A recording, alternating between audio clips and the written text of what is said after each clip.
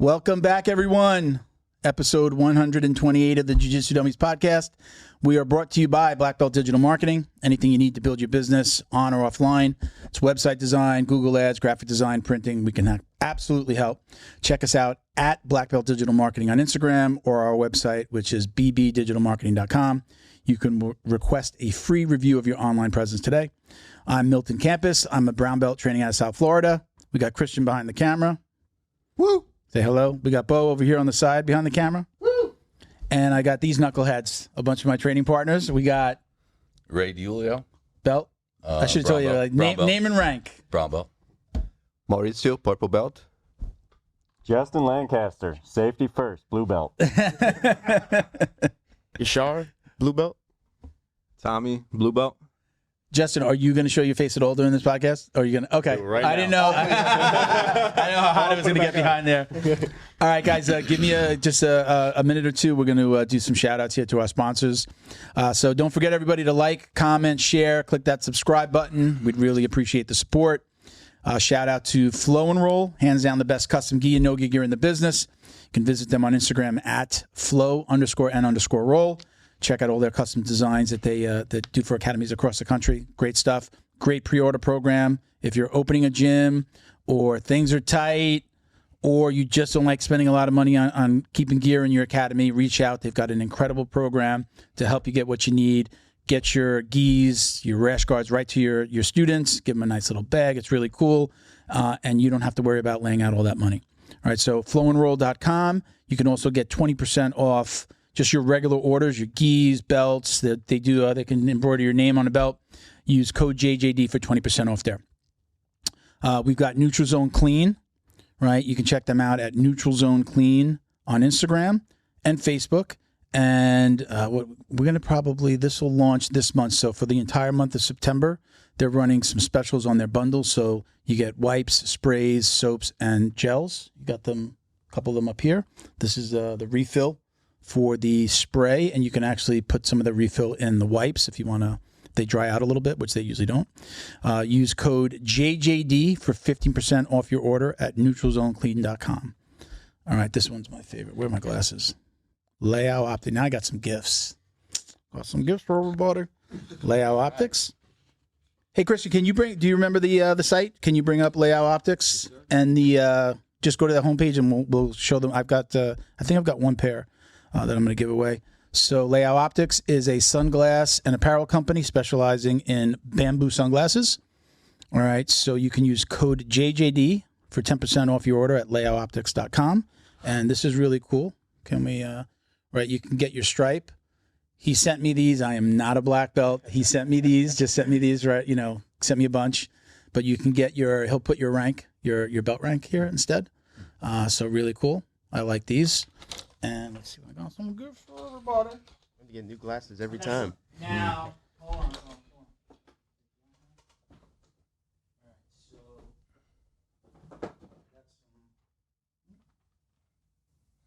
Got some t-shirts, some Layout Optics t-shirts. I might not have for everybody. Who's a large? I think we're all large. All large? At least minimum. So We're all large. Minimum large.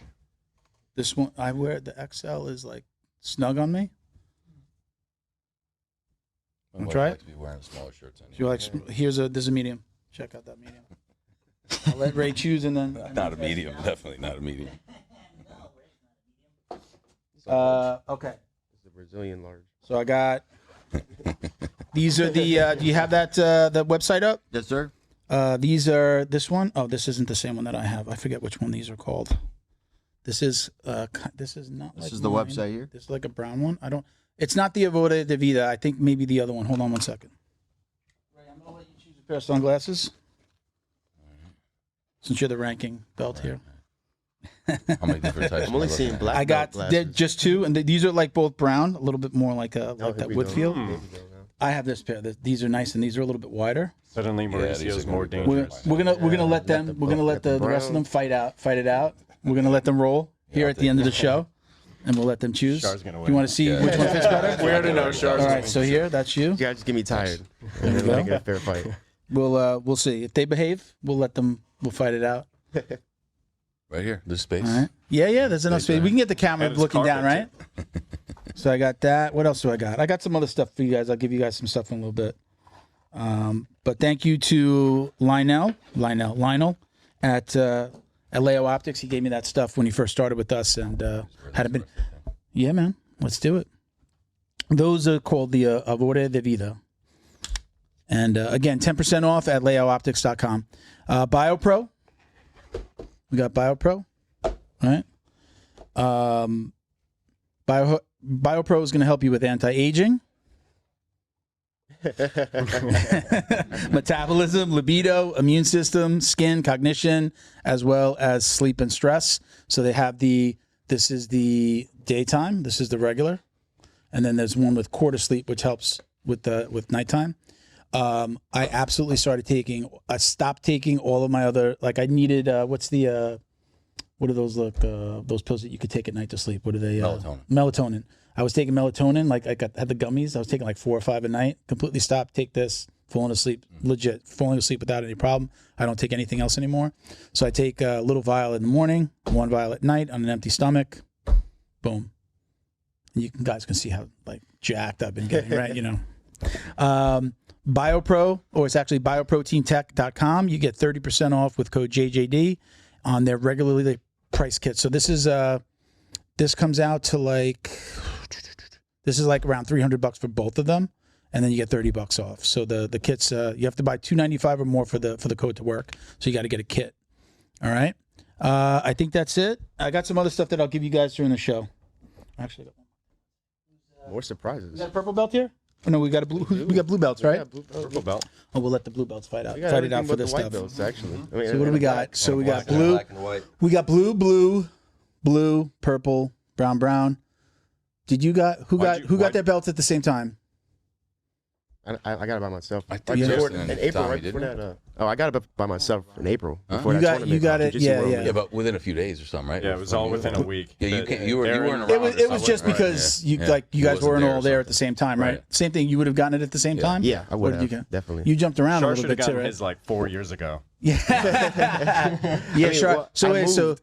yeah, so you were with? Did you start with us? Yeah. You started with us when it was Fight Sports, Fight Sports Coral Exactly. Springs, and then you went to Wagner's. Yes. Right. I moved over there near school. Then you I came went to back Wagner's. and murdered everybody every day.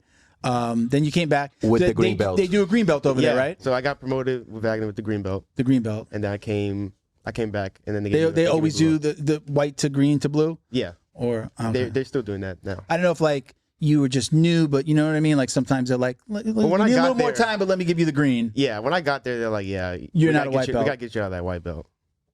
I was like, they would call me Bruno Mars. One, that was the funniest. I wasn't Char there. I was Bruno Mars, and then they gave me the green belt, but Wagner would put me with people like brown, purple. Like he's not a white belt. Yeah. Did you have like a wrestling background? Yeah, in high school, Did you play football too? and I played football in Yeah, college. it feels like it. It feels like it when we roll with you, too, so we kind of know. I think it's usually like wrestlers, like you kind of. Yeah. Like you can't even join most tournaments. You got to if you're if you got wrestling background, you can't like enter as a novice or. Yeah, I remember when I did the first New Breed, there was like, I mean, there was a guy online, it was just like, I don't know why he opened his mouth, but he was probably in his 40s, and he was just like, oh, yeah, like he came to like brag, but then they were like, oh, you're a wrestler? And they moved him up. He was a white belt wrestler, but so they moved him up into blue. But I think he thought he was going to be like, yeah, I'm a wrestler, man, new to jiu-jitsu. And they were like, okay, yeah, great, we'll put you in the blue. They never asked me, so Yeah. I kept that a secret. Well, have you done any other competitions? No, just the New Breed and Jiu-Jitsu World League. Yeah. That's it. Definitely want to look up the sign up Yeah. for some more, for sure. What about you guys? What do you think about competing? I know like we're not like, we haven't been like the biggest competition school, but like it's starting to happen. Like the girls, your wife is competing, Yeah. which is kind of like crazy for you, right? That's crazy. So how many people in your family are training? Is it 4, 5? So out of the 6 of us, 5 of us, actually all 6 of us have trained, but my youngest daughter doesn't train anymore. Bring it out. Does it really have to be that close? Yeah, because it's going to sound shitty when you. My youngest daughter doesn't train anymore, and my oldest son, he's too cool for anything at the moment, but I'm sure he'll be back to training at some point. But everybody else trains. Yeah. You got a son that trains, right? Just turned 18. Yes, my son just turns 18. He's been training since he was 11. I don't have anything against competition. I just don't compete myself. Try to ask Gabriel if he wants to compete a few times. He's just not into it. Did he compete at all though? He did a new breed once, and he did in-house competition with Felipe twice. Yeah. Did he just not like it, or He just don't like it. He hates the butterflies. Like some people like The build-up. some people like the butterflies. And he hates it. He says he bothers him. like your son? I named your son Iceman. Yeah. Right? How old is Rocco? He's 10. He just goes in there like nothing. Like it's just like Yeah, That kid's amazing. it's just like just part. Yeah, another day, right? Yeah. He just goes in. Amazing. But then I know, like I've talked to your wife, and she's just like, I don't know how he's like that. She's nervous. crippling anxiety. Yeah, I mean, I feel like I kind of felt like that too. Char, do you get nerves? Yeah, for sure. Yeah. I mean, right before the match, I mean, it's the heart's pumping. You're thinking you want to succeed. So a little bit of pressure there. It's different. I mean, I can't even capture the feeling like rolling to competing. Are you addicted to it? Because some people get addicted to that feeling, the adrenaline. I don't. No, nope, not addicted at all. So I've never competed before. What is the feeling like when you're actually like? I know you get nervous before the competition, but what does it feel like when you're actually in a competition fight? So when I'm in the fight, I would say the feeling that really sticks out to me is I kind of get tunnel vision. you Really? know? So like in rolling, there's not as much pressure, so I feel more fluid. I feel I take more risks. I try moves that I normally wouldn't try in competition. We know. So in a competition time, I'm going with the stuff that I know is high percentage, is working.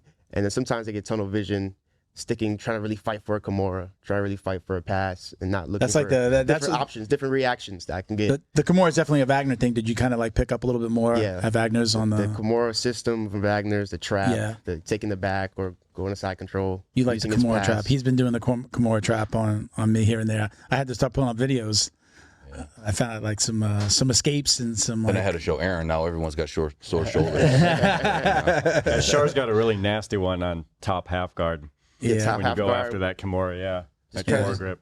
Kick out. So pass over the head. I competed pre-heart attack, white, purple, white, blue, purple after the heart attack though, and then I was just like that. I can't. My cardio is just not the same as when I first started, but for me the feeling is definitely like just like an incredible amount of nerves. Like, can you think of like the time that you were like the most nervous? Of course.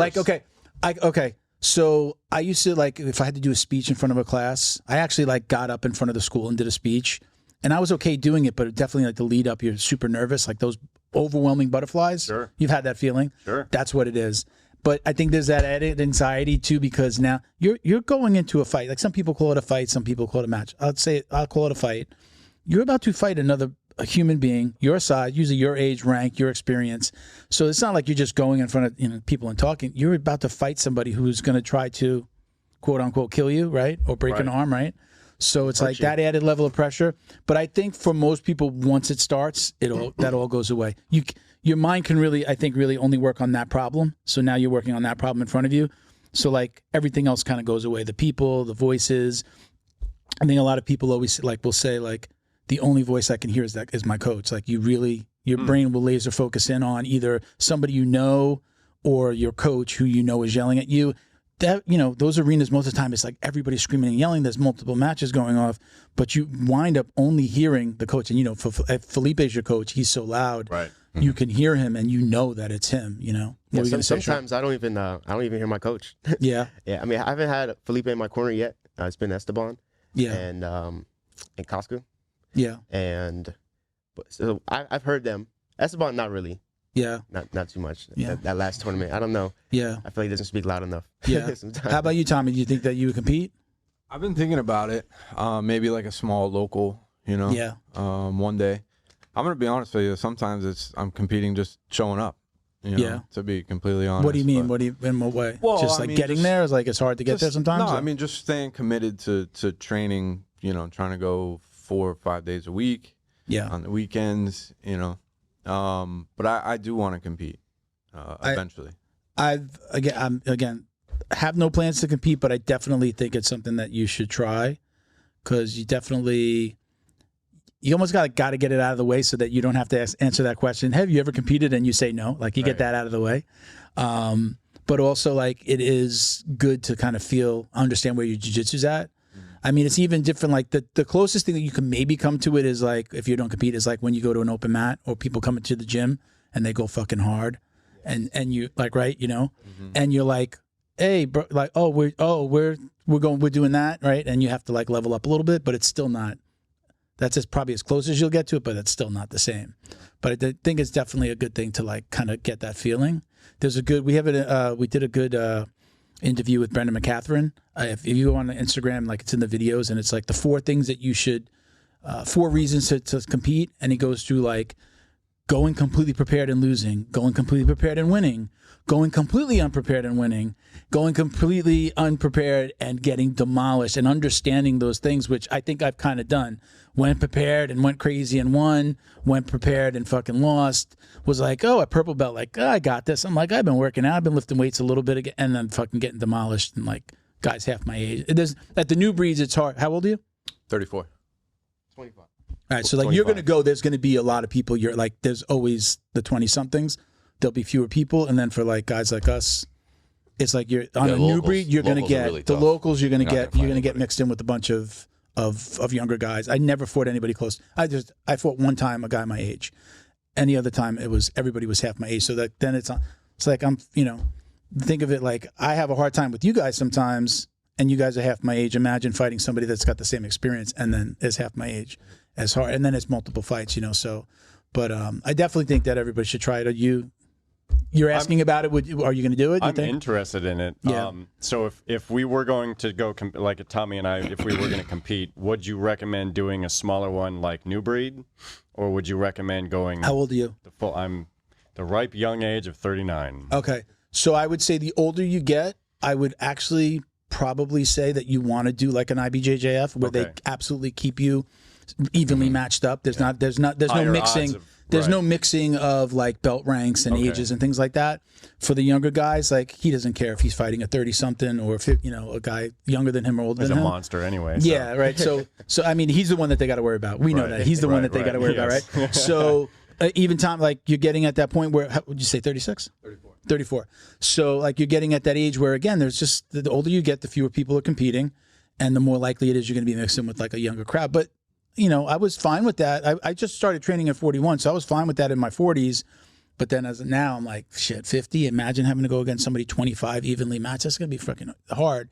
And then you got the people will say, well, you go in there for the experience. Well, you still want to have like a chance, right? You want to be like, I'm going there expecting to be evenly matched with people.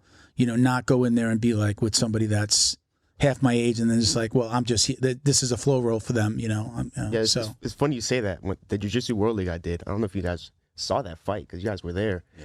There was a orange belt that joins my bracket. I didn't go against him. He was like on the opposite side of my bracket. So he would be under 16. Yeah, he would be under 16, right? He wasn't even 18. This kid, but he was just our size. Yeah, that's really what got him in the bracket. Because nobody in his bracket, I guess, showed up, or there was enough people. But yeah, orange belt goes against the blue belt, and just. I was like, that kid had no chance because the guy that I fought in the finals. Oh, I thought you were going to say he wound up smashing some of the older people, some of the big guys. One guy, like his first fight, but then when he went against the guy who I fought in the finals, it was even close. Yeah, the guy that I fought in the finals had some sort of judo, sort of judo background. He was trying to right. There is that old man strength, right? I think I think feel when you're that. at that age, in 15, 16, because if he had an orange belt and if he was higher level, they would have gave him a blue belt because I think when you're 16 you get your blue belt. So he was probably 15. Yeah, 15 fighting a man, that's a little different. Yeah, man strength. Like you still at 15, you're still kind of getting to know your body. You don't know, maybe really understand leverage. If you've been training for a long time, maybe you understand the leverage in jiu-jitsu. But we understand our bodies a little bit more, right? You guys all know, right? The older you get, right? So, Ray, that old man strength, when does that start going away in your experience? It's been going away little by little. Trust me. Every year I feel weaker and getting smaller every year. Yeah. I mean, you're lifting, right? You gotta. Yeah, I mean, I lift maybe a couple times a week, just so I can walk by a mirror. A couple times a week. Lies. Disgusting. I got a young wife. Do you think? I don't think I've never. Again, starting at 41, I was never able to get in shape because of jiu-jitsu. Like, yeah, I got into jiu-jitsu shape, but I've never like, oh, look at me, like without supplementing with weightlifting? Do you guys who exercises outside of jiu-jitsu? Yeah, I've been pushing myself. Yeah, I know you do. You do. Or have you been? Do you The do last anything? time I did, I got injured, and that was this past Sunday. What lifting? Every once in a while, I do lift Exercising outside of jiu-jitsu? Yes, yes. I know you. Do you run or do you walk? Do you run? I used to run more, but Yeah. every once in a while I walk. Sometimes I go for a run, but Yeah. lifting weights has actually gone by the wayside mostly. So, do you mind us talking about your weight loss? Oh yeah, sure. So, how much did you weigh at your I biggest? weighed a whole nother person. I weighed 380 pounds was my peak. Awesome. Damn. Thanks that weight. What and so what do you weigh now? I weigh, I chills hover for some 200, 205. 205, hover right there. 380. 200. Wow, that's a lot of weight. Yeah. That's a whole that nother is a human whole, that's a being. whole, that's a you know that's a whole Mauricio. That's yes, Mauricio. Correct, yes. Yeah, and I have trouble with just You the lost the one. whole Mauricio, right? Hey, man, when you roll, I still feel it when you can still got a Thank you, man. 300 Do you pound feel like you pressure. have that shit? Like Thank I you feel for like calling me a fatty, Shar. well, I think he means the strength that goes along with being a big man, right? That's actually that's a huge myth. Actually, like a lot of people think when you're heavier, and you start to lose weight, your legs should be strong because you're carrying around all that weight. No. Totally not the truth. Not the truth, because when you weigh that much, when you have so much adipose tissue, it's your muscles are atrophying, and Yeah. it's bad on your joints, which is why heavier people. One, you don't see a whole lot of heavier people in their older Yeah. age, and two, they always have knee problems, they have hip problems because it's Oh, deteriorating. do you have their any of those joints. problems? Of course I do. Yeah, Yeah. of course. Yeah. Yeah, I But would've I thought- chalk would've that up thought to you- being old. So I would have thought you would have brought some strength down as you come you down. would but I think guess so, not. but no. Yeah. What led you? So, I met you. You had already lost Correct, a significant yeah. amount No of one weight. here knows me from my fat days. So yeah. you weren't doing jujitsu yet. You started jujitsu after you were already into your weight Correct, loss. yes. Do you feel like jujitsu's helped you with that weight loss? When I started Maintain, jujitsu, probably. I was like 230 or so. So I've lost some weight since Yeah. then, but But again, you're It still helps. supplementing with other exercise outside. correct, yeah. But it helps maintain where I'm at Yeah. now. Yeah. Like that's always one of the biggest struggles when people lose weight, especially a lot of weight, is maintaining the weight loss. Yeah. It's easy. It's Yeah. so easy for me because of that. Yeah. Because I'm doing jujitsu on a regular basis. Coming away. What was the biggest thing? Was it diet? Was it the exercise? For Like losing what weight? really led you to losing the weight? Running a lot, just being disciplined. The whole reason I started to lose weight, it wasn't because I wanted to lose weight. It was because I was a fat piece of shit my whole life. And Were you big as a kid as well? I was always big. Yeah. I was always big. And Yeah. like the thing that led me down that road is I never did anything that was disciplined or difficult. Yeah. And so that's why I chose running, because running sucks. No one wants to run. Yeah. And so I did that to train myself to do the things that I didn't want to do. And you're obviously sitting down. How tall are you? I'm 6'1.5". So 6'1", 380 pounds. That's Yeah. that's a pretty big Justin dude. Goggins I was a over here, huge man. guy. If you would have come in at 380, I would have been like over to like not looking at you on the mat. Yeah. That would have been a good feeling to scare Milton just by a look. But you had to change your diet right away too, right? Of course I did. Eat 'cause I don't think you healthier, can yes. run your way into losing 180 pounds. It's- I mean, you can- For the Yeah. most change your part, diet, yes. I You would still think, still have to be at a relative calorie deficit. It's the fuel. I mean, the fuel. Correct. Good in. What are they? And if you- Good in, good out. Running sucks bad so out. much as it is. If you're eating really badly in the meantime, while you're doing that, it's just going to be so much worse on yourself. So Sure, you've like lost a little bit of weight recently. You trying to make? Are you making weight? Yeah. Are you yeah, making weight? I'm 198 right now. What you were like, like 3 a weeks couple of months ago. ago? What were you walking around at? You were A couple months ago, 215, I right? was 218. because you just walked into the gym the other day. I mean, I feel like it only was like a couple weeks that I didn't see you, It's like 206. and all of a sudden you were like slimmer. you slimmed down. Yeah, I've been. Is this working hard. just for? I mean, do you feel like will you wanna go compete. back, or you just want to stay down here and? I want to compete at a lower weight. Yeah. Lower weight class. Yeah. Yeah. There's more fights. I'm noticing there's more fights. Yeah, In the weight class I'm trying to get to 185. yeah. Because I'm fighting at 220. It's like the tournaments has been 1 or 2 guys. Yeah, And it's like 8 guys in the 185 bracket. yeah, I'm trying to get my money's worth, man. Yeah, then you get a guy 6'4" who's like coming down to 208. yeah, you know? yeah. Like, That too. Tommy, did you? I'm sorry. Did you lost some weight too, I right? did. You lost a Yeah, significant amount of weight, right, when you started jiu-jitsu? I was like 230, just eating whatever the That's hell me I right now. wanted. Yeah. Float around in the pool with a Corona. Living the dream. Yeah, but no, I started around 230. It dropped off pretty quick, honestly. From jiu-jitsu, Just mostly from from jiu-jitsu? jiu-jitsu, yeah. Did you change the way you eat? That you were eating I and did, stuff? yeah. I changed up my diet. The fast food, the sugars, all the all the junk food. He had me in his ear constantly about it. Yeah. Oh, Yeah. really? No. Yeah, he got the Ray diet. Dr. Ray. Ray's my nutritionist now, basically, man. But no, I mean, we came up with a plan, and it worked, and I felt really good. Yeah. Honestly. Yeah. I got to get back to it. I've been slacking a little bit lately. Yeah. But I think when Jiu-Jitsu is the thing that makes me want to get in shape, right? When I go in and I've been slacking, and then I roll with you guys, and it's like, fuck, oof. It hurts. Yeah, it was tough. That was a tough one.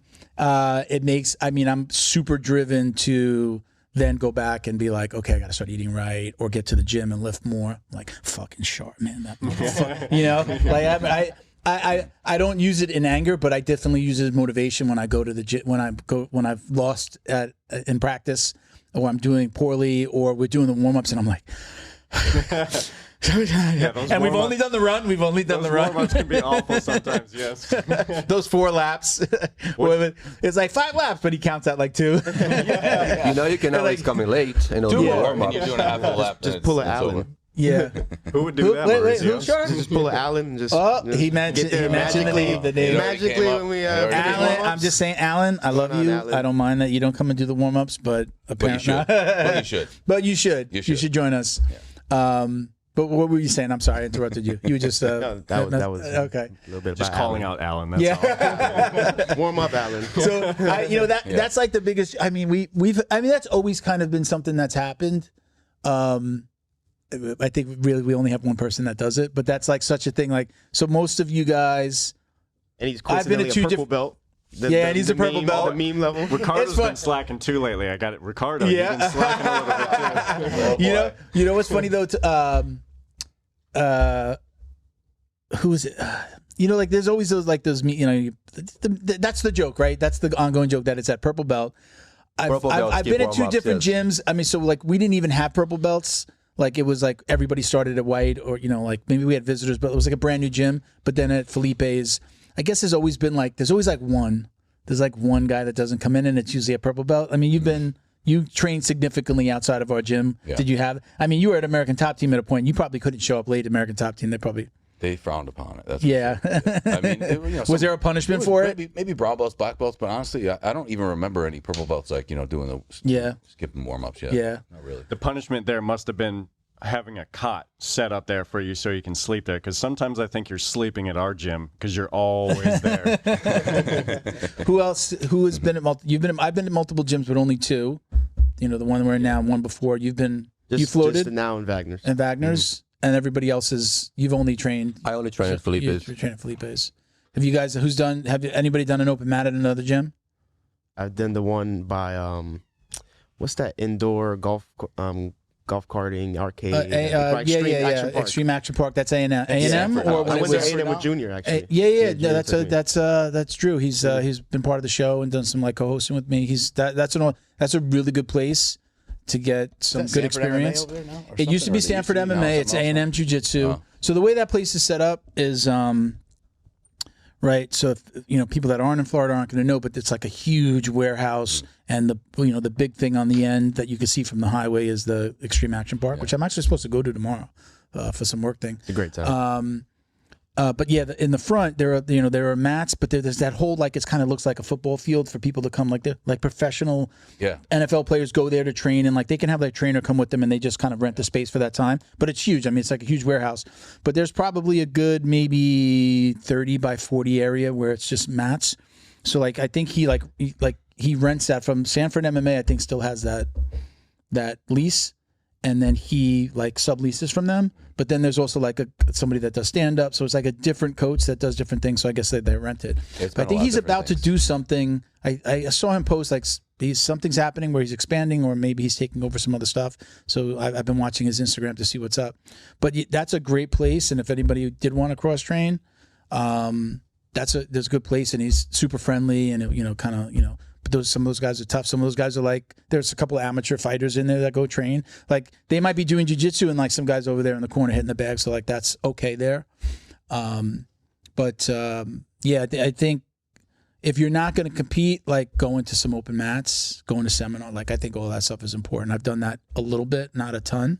I think like at a lower belt, like you kind of feel like I can't go to another open mat, right? I mean, is that the feeling? Like, do you feel like it would be frowned upon by your coach? No, I've actually been doing open mat when I traveled to Ocala. There was a gym up there. I forget the shout out to the gym. I don't remember. No, they were great though. But that's always been a thing. Is like I've talked to a couple guys here about going to open mats when they're traveling or whatever, and a lot of guys. I think even one of our teachers was talking about it once, that they wouldn't do that because it's just so personal. And I've always wondered, personal in what way? The jiu-jitsu? I don't know. When you're traveling, if you're going to go to an open mat when you're traveling on vacation or whatever. So, like, does anybody else have?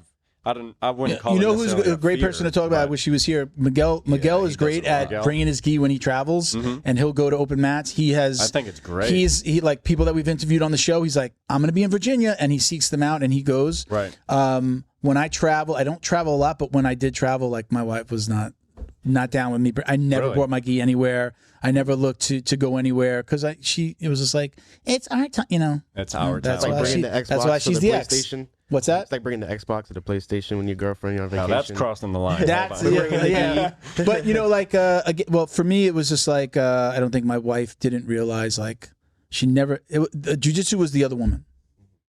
The Jiu-Jitsu Dummies would like to congratulate Neutral Zone Clean on the release of their newest product, a healthy and pH-balanced bar soap that's perfect for anyone looking to take care of their skin. This soap is made with all natural ingredients that help nourish and restore your skin's natural barrier. It contains glycerin, which naturally attracts moisture to itself in the skin, leaving it feeling soft and hydrated.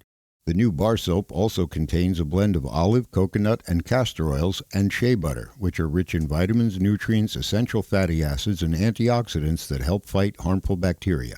With tea tree and other natural ingredients, it also helps in the prevention of fungal infections.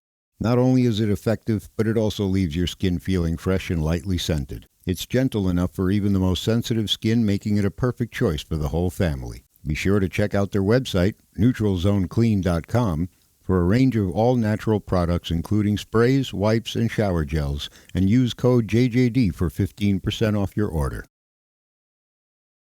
Special thank you to the crew over at Flow and Roll for all their support. Flow and Roll is renowned for their incredible no-gi rash guards, shorts, and leggings. Flow and Roll has quickly become the premier custom apparel provider for academies big and small throughout the United States. Reach out today to discuss your custom order and ask about their incredible pre-order program. You can send an email to flowandroll@gmail.com or visit their Instagram at flow_n_roll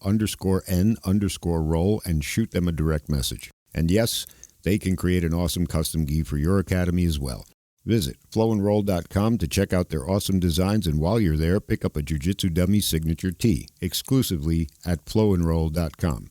And remember, you'll get 20% off your purchase of t-shirts, rash guards, or gis with code JJD. Jiu-jitsu is what took me away from her. And work too.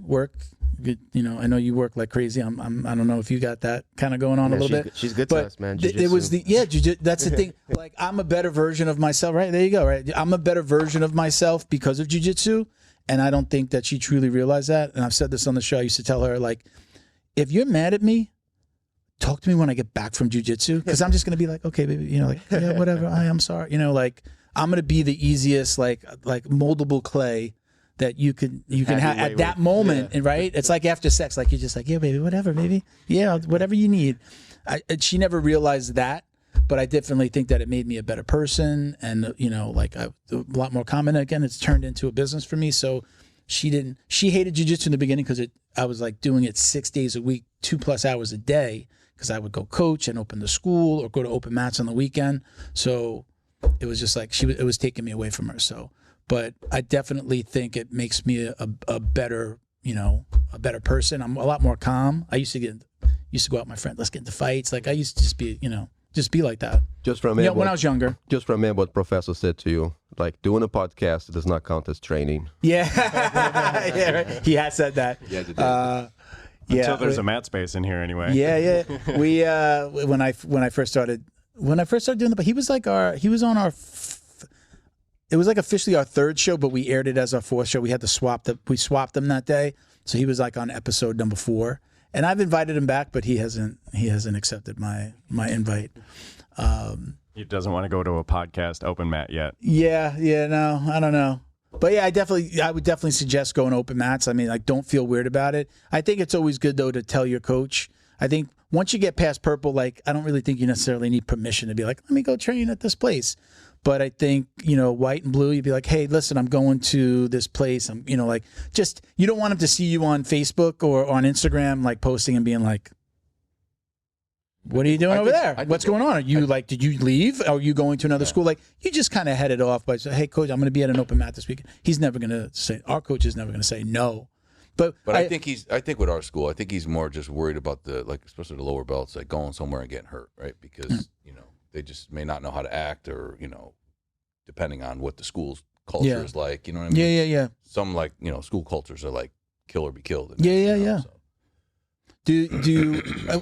So. We're like the open mat in the area. Like he'll let people come in. Yeah. Especially like, he goes to train with Jay-Z. He goes to train at Wagner's. Like those, Deerfield Fight Sports guys still come in. So we're like the school, like those guys know, like everybody knows Saturday, Sunday they can come in. It's turned to the drilling, I think, has stopped some people from coming in because they just want to come for the open mat. And then now we're like drilling for the first Saturday. It's like 1 hour of drilling.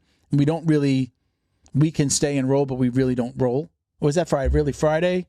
Friday, like night is more of like drilling. And Saturday we've really drilled for the hour. He's kind of gone a half hour. Yeah, roll a little bit. Sunday is 2 hours, hour of drilling. And then 1 hour. Then an open mat. I mean, so it's technically he's open mat. He doesn't love when people like just show up for the role, whether they're students or not. It's like, hey guys, we start at 9 because we're last week he was like, hey, we're a little sweaty because we've been drilling for an hour. It's like his way of nicely saying like, we start at 9. Like if you want to come and roll with us, like come roll from the beginning.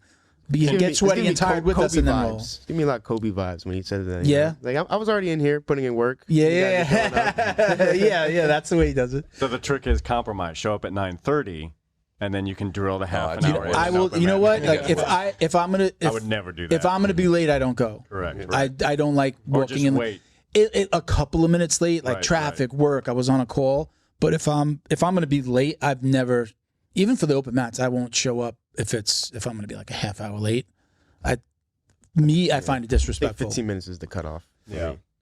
You're a little different. Like a lot of times you're coming right. You're coming from work. Yeah. Yeah. And now Tommy, you got this guy. That's the first time I've ever had somebody tell somebody, you better get to the fucking podcast or you're fired. Yeah. Well, I just wanted to we put were it all out there. surprised. I wanted to put it out there that it wasn't because the job was in jeopardy. So if he didn't show up, it was on him. Covering his own ass. Yeah. No, yeah, man. No, I'm glad I made it here though. But yeah, I mean, work's been crazy, so yeah, I'm just trying to juggle that. I mean, I'm sure it's another excuse, but did he officially kind of take over for Grateful Tree and Hedge? He did, yeah. So we got Ray's not only a friend and a training partner, but I actually helped manage his marketing for Grateful Tree and Hedge and Grateful Clusia Nursery, and you've taken over. You're answering the calls and you're running things. You're doing the sales. Yeah, first week. So congrats. So he's got 2 jobs. He's got 2 jobs. Are you? Is he still working for the other company as well? Are you like you're doing both? Yeah. How do you feel? I feel good. A little nervous because I don't know all the lingo. Yeah. I'm trying to learn. That'll come. And then Ray, vacation for 2 days. Vacation. Like just takes. You went to North Carolina to what to help build a house or something? No, I'm doing a real estate flip with a buddy of mine that I've known for like 40 years up there. I'm helping him out with it. So yeah. I went up there for like the little crucial part of the project. Yeah. Yeah. I saw you get all freaking. Yeah, man. It's like how the other half lives now. You're not scared to get your hands dirty, though. That's why I had to get it on video because I want to make sure people see it. I actually work. That video's going to last for like the next year. Whenever somebody says, what do you do? Sit behind a desk. He's going to be sending them that video. Yeah. Right? Finally matched your belt. Yeah. So going back to the cross training, would you go to an open mat? If I said, hey, let's go over to A&M, would you guys go? Yes. I get you guys together. Isn't now dojo storming again? Are we bringing it back? Nah, man. We ain't storming anybody. I mean, I know A&M. Those are tough son of a bitches, and there's a lot of legs over there too. There's a lot of legs to lock, huh? I mean, there's a lot of leg locks that are going to be coming your way. So we need to clean up that aspect of our game before. You got to be careful when you go over there. Yeah. We don't do any leg locks really. Yeah, well, some ankle locks. Yeah, I think he's been kind of like peppering in some stuff here and there. But a lot of Friday, us aren't Saturday even stuff. high enough Yeah. belt levels to even use like tournament wise. You know what's funny? Play leg lock game. The last time I went to A&M, I was hitting everybody with the lockdown, and Drew was like, I think it's his cousin who helps him run the gym. He was just like, hey, my cousin does the lockdown, like work on some stuff with him. And I was like kind of showing him. And I think that time it's been a while. So at that time it wasn't like brand new to me, but I definitely don't know as much as I know now. And you know, like the folding that we do now with the leg. And the fold is damn near a leg lock. Yeah, that's the thing. Like, see that's the thing is like we have like there are some aspects to what we do that are kind of are good leads to legs, but we're not really hyper focused on that. I think if you're going to compete, what is it like? Really, brown belt is. I mean, it's more a little bit more basic, but like brown belt, especially no-gi, right? You got the heel hooks now. Yeah, I'd be JJF. Yeah. Yeah. Right. So you got to be, on point with that. When can we start hitting the knee bars? At what belt I level think is it's that? brown belt. Brown belt? Yeah, brown belt. Yeah. Those knee bars from the fold that you get on top But with the. I'm going to say too is like that's.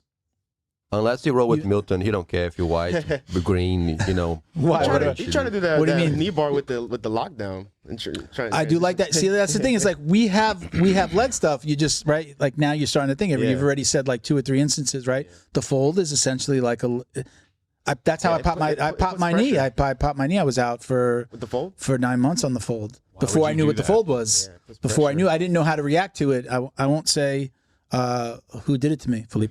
But I was on top of him in like a cross collar choke. I was probably being a little disrespectful because it was over his face. Like I didn't have it under, but I was just like, I'm not fucking letting this go.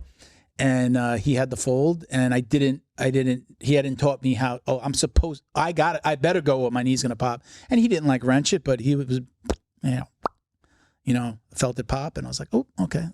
Luckily, it was like the day before COVID, so I was out. Right as COVID started, I was going into quarantine. So, but anyway, I had a little injury with you actually, not a fold, maybe a year or two ago.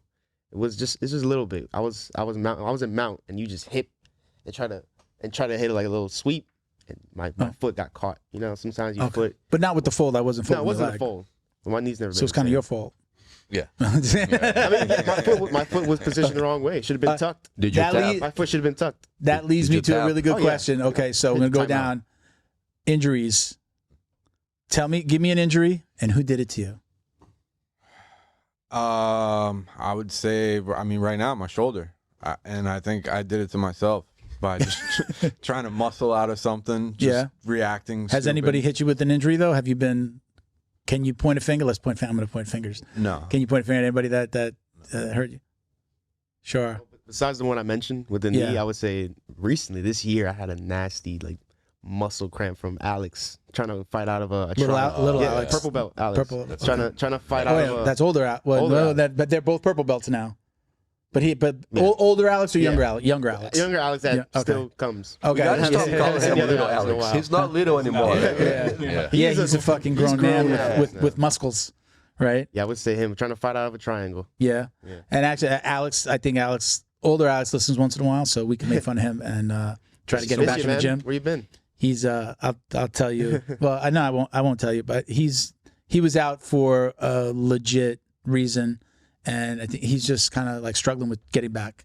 So I get a haircut from him every Saturday, and every Saturday he does too. And we're like in his ear, like just get the fuck. Like he's been out for so long, and he had to be. He's been out for so long that it's hard to get that first foot through the door again. And I'll say this, he hasn't said this, but I'm going to make this observation. I know that he did come back once and he realized like it's been a while. And like a guy like little Alex and even you and who did he? Aaron. Yeah, Aaron and you guys, he rolled with some of you guys. Aaron hit him with the Sophia's, like when you grab the arm and the leg and you flipped him over, You hit him with it a couple twice times. in the one roll. I was on the wall watching and I was like, and that was hard. I think hard for him to get hit with like something that basic, and it worked. So I again, I'm maybe talking out of I'm letting. He didn't say this to me, but I made this observation. It's hard to get back in after Well, it's that. a perfect storm scenario. It's like Aaron is stronger than most, right? Yeah. And for his size, Aaron's got And- gorilla strength. Aaron is a it makes you former feel like- break dancer on I feel top like, of holy it. shit, I don't know. I wasn't ready for that. Yeah. Because he's you don't realize Yeah. how he's so strong for me. Yeah. I'm glad you of all people are saying that. So wait, so 'Cause you're so strong we yourself. so we go back to without a harness. He so just hands and we go back to so Alex. I interrupted you, Alex. What happened with Alex? He hurt your shoulder. that was my neck. Just the pressure. Just Trying to muscle out of it. yeah, just trying to muscle. Just trying to really Yeah. fight. I'm not Do the same tapping to the triangle. We're Okay. going, we're going at it a little bit, especially Alex. Yeah. He definitely pushes me. He's tough now. He's been there. What? Has he been there since he's like 5, 6 years old? Yeah. So he's been like training longer than me. I don't- And now he's I like think he 19-year-old purple belt. He's probably on He the cusp did of a brown. MMA when he was like 9, I believe. And That is true. Before he started doing jiu-jitsu, Yeah. right? Yeah, and, that's right. When he started training, when my son started training, when he was like 10 years old or 11, that was when Alex started training. Mhm. So it's been a good 7-8 years with Felipe. Yeah.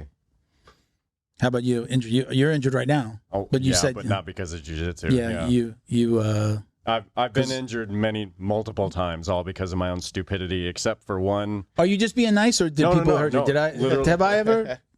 No, I've never You might have sidelined you. contributed to an injury getting worse because I was a knucklehead and wanted to roll while I was injured. You're welcome. Thank you. Good introduction. Diego not because he was being reckless, but he had back control really tight, and he was listening to Professor. Professor said stretch him out, and he stretched me out, and I could feel my rib go right in that moment. So Diego's the only one that's directly injured me, but it wasn't because of anything reckless. It was because he had very tight back control. On that Felipe front, when I was a blue belt, and there was a guy there. I don't know if anybody remembers Steve. You got to remember Steve. Sorry, Steve. Stinky Steve. He was the stinky guy at the time. Super nice guy, Steve. Steve was really nice. He wound up moving to California, but he had the stinky gi. Like, we would see him roll up his gi and put it in the trunk. Like, and we know that it stayed there until the next class. Yeah, and he wasn't washing it. When it's brown, it's not getting washed. So what did It it was smell white like? and then it turned brown. How would you describe the smell? Just like time, like we've all you could just come with a clean gi and by the end of it, it stinks. Sure. Like times that by 10 and just think of like the moldy smell that it gets from the man just never washed his gi after yeah, the man. trunk. Like you feel like you see him put it in the trunk when he leaves, and then he comes back like the next day or a couple days later. That's the only way to get Milton off his back. Yeah. Wait. So the worst, maybe besides when me rolling with you, but this will make sense in a second. I was rolling with him, and I had him in a toe hold, and Felipe's walking around the room, and I was I think I was a blue belt at the time, and we hadn't learned a lot, but I just I grabbed it, and Felipe's goes, finish him! Swear to God, like that. He was walking the room, and he was just like, come on, finish him! And I popped his I can't say that it broke it, but yeah, he was out. He was out for. He didn't mean literally, Milton. Yeah. But I was just like, okay, so I had it, and I'm like, I'm gonna stay here because I don't want to. I didn't really understand what I was doing because I hadn't done it enough, and yeah, just popped it, and that was like the worst. I think that's the worst one that I ever gave anybody, maybe besides your knee. But that was like that was mutual. We're gonna get to that one. Okay. We're gonna get to that one. We're gonna get to that one. How about you, Mauricio? Anybody? What's your worst injury, and who was it? Point fingers. Well, my worst injury was when I first began to train. I was nobody's fault. I just didn't have enough core strength because I was just a beginner, and I bruised my ribs, and I never felt so much pain the next day.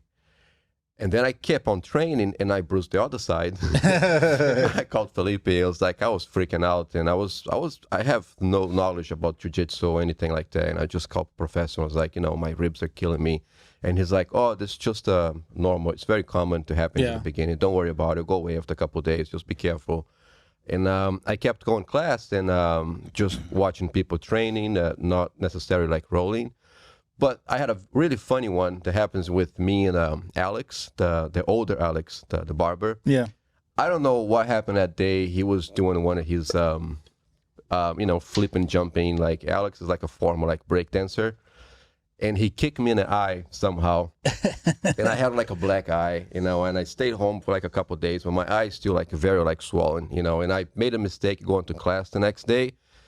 And Felipe has a great time making fun of me the whole class. Every time like he will finish like to show like a move or something, and then he would look at me and blink. So that was a pretty fun class, then, but nothing seriously. Like I always like try to protect myself, like especially when I'm go against like a bigger guy, like yourself, you know. What are you saying? But I always try to like keep everything together and try to protect myself. So we talked about weight loss before. You lost a whole bunch of weight with jiu-jitsu, right? I did. I was almost 220 when I started. Yeah. And I have like a before and after. My very first day versus like 6 months, and you can see like the difference. Like it's amazing. So your heaviest was what? 220, I would say. Pre-jiu-jitsu? Yeah, pre-jiu-jitsu. And what do you weigh now? I'm 185 now. Sweet. I was 260 the first day I walked down to a jiu-jitsu mat. Really? But yeah, what abs? I weighed to myself before like a hard training, like especially like before open mats, and it's 3 to 4 pounds like per training. It's crazy. Yeah. I don't think I know anything else that does that. Like maybe running. But the amount of weight that you lose doing this is amazing. The sweat when we come out of there soaking wet. Fun fact, you look younger back then, too. What, heavier? No, just younger. Oh. Just younger. I mean, if it was 7 years ago, of course I look younger. Duh. So injury. What was your worst injury? I mean, I got a long list of stuff. We go ahead. Listen, we got time. Injuries from our school or injuries from pre? What's your worst? What was your worst injury? I ever had was back at Top Team. This is back in 2006. This is about a year, a little after when I first started. I was training MMA. I was in the cage. I had I was going with somebody at the time. Like I said, I was like 250, 260 for a long time back then. And I think. Around that time, I was probably like 230. I had lost some of the weight, but I was in the cage training. And I had somebody like in a guillotine, I kind of had him folded up against the cage. I had one coach saying to do one thing, like to fold him up or sit back, something. Anyhow, my arm was wrapped up. The guy sat back, and I spiked my head into the mat. Oh, shit. And, yeah, I literally felt like I got struck by lightning. I cracked a vertebrae. I smushed like 3 discs. Ugh. The whole deal, ambulance, the whole for every level. Really? Yeah, I couldn't train for, I don't know. I tried to train maybe 6-8 months later. What level were you at? Were you blue belt? You blue belt? Blue belt. Yeah. Okay. Back then at Top Team when I first started, they didn't let you train no gi, and then the MMA really you couldn't do either of those until you had a blue belt. Okay. So when I first started, I was like so crazy hooked.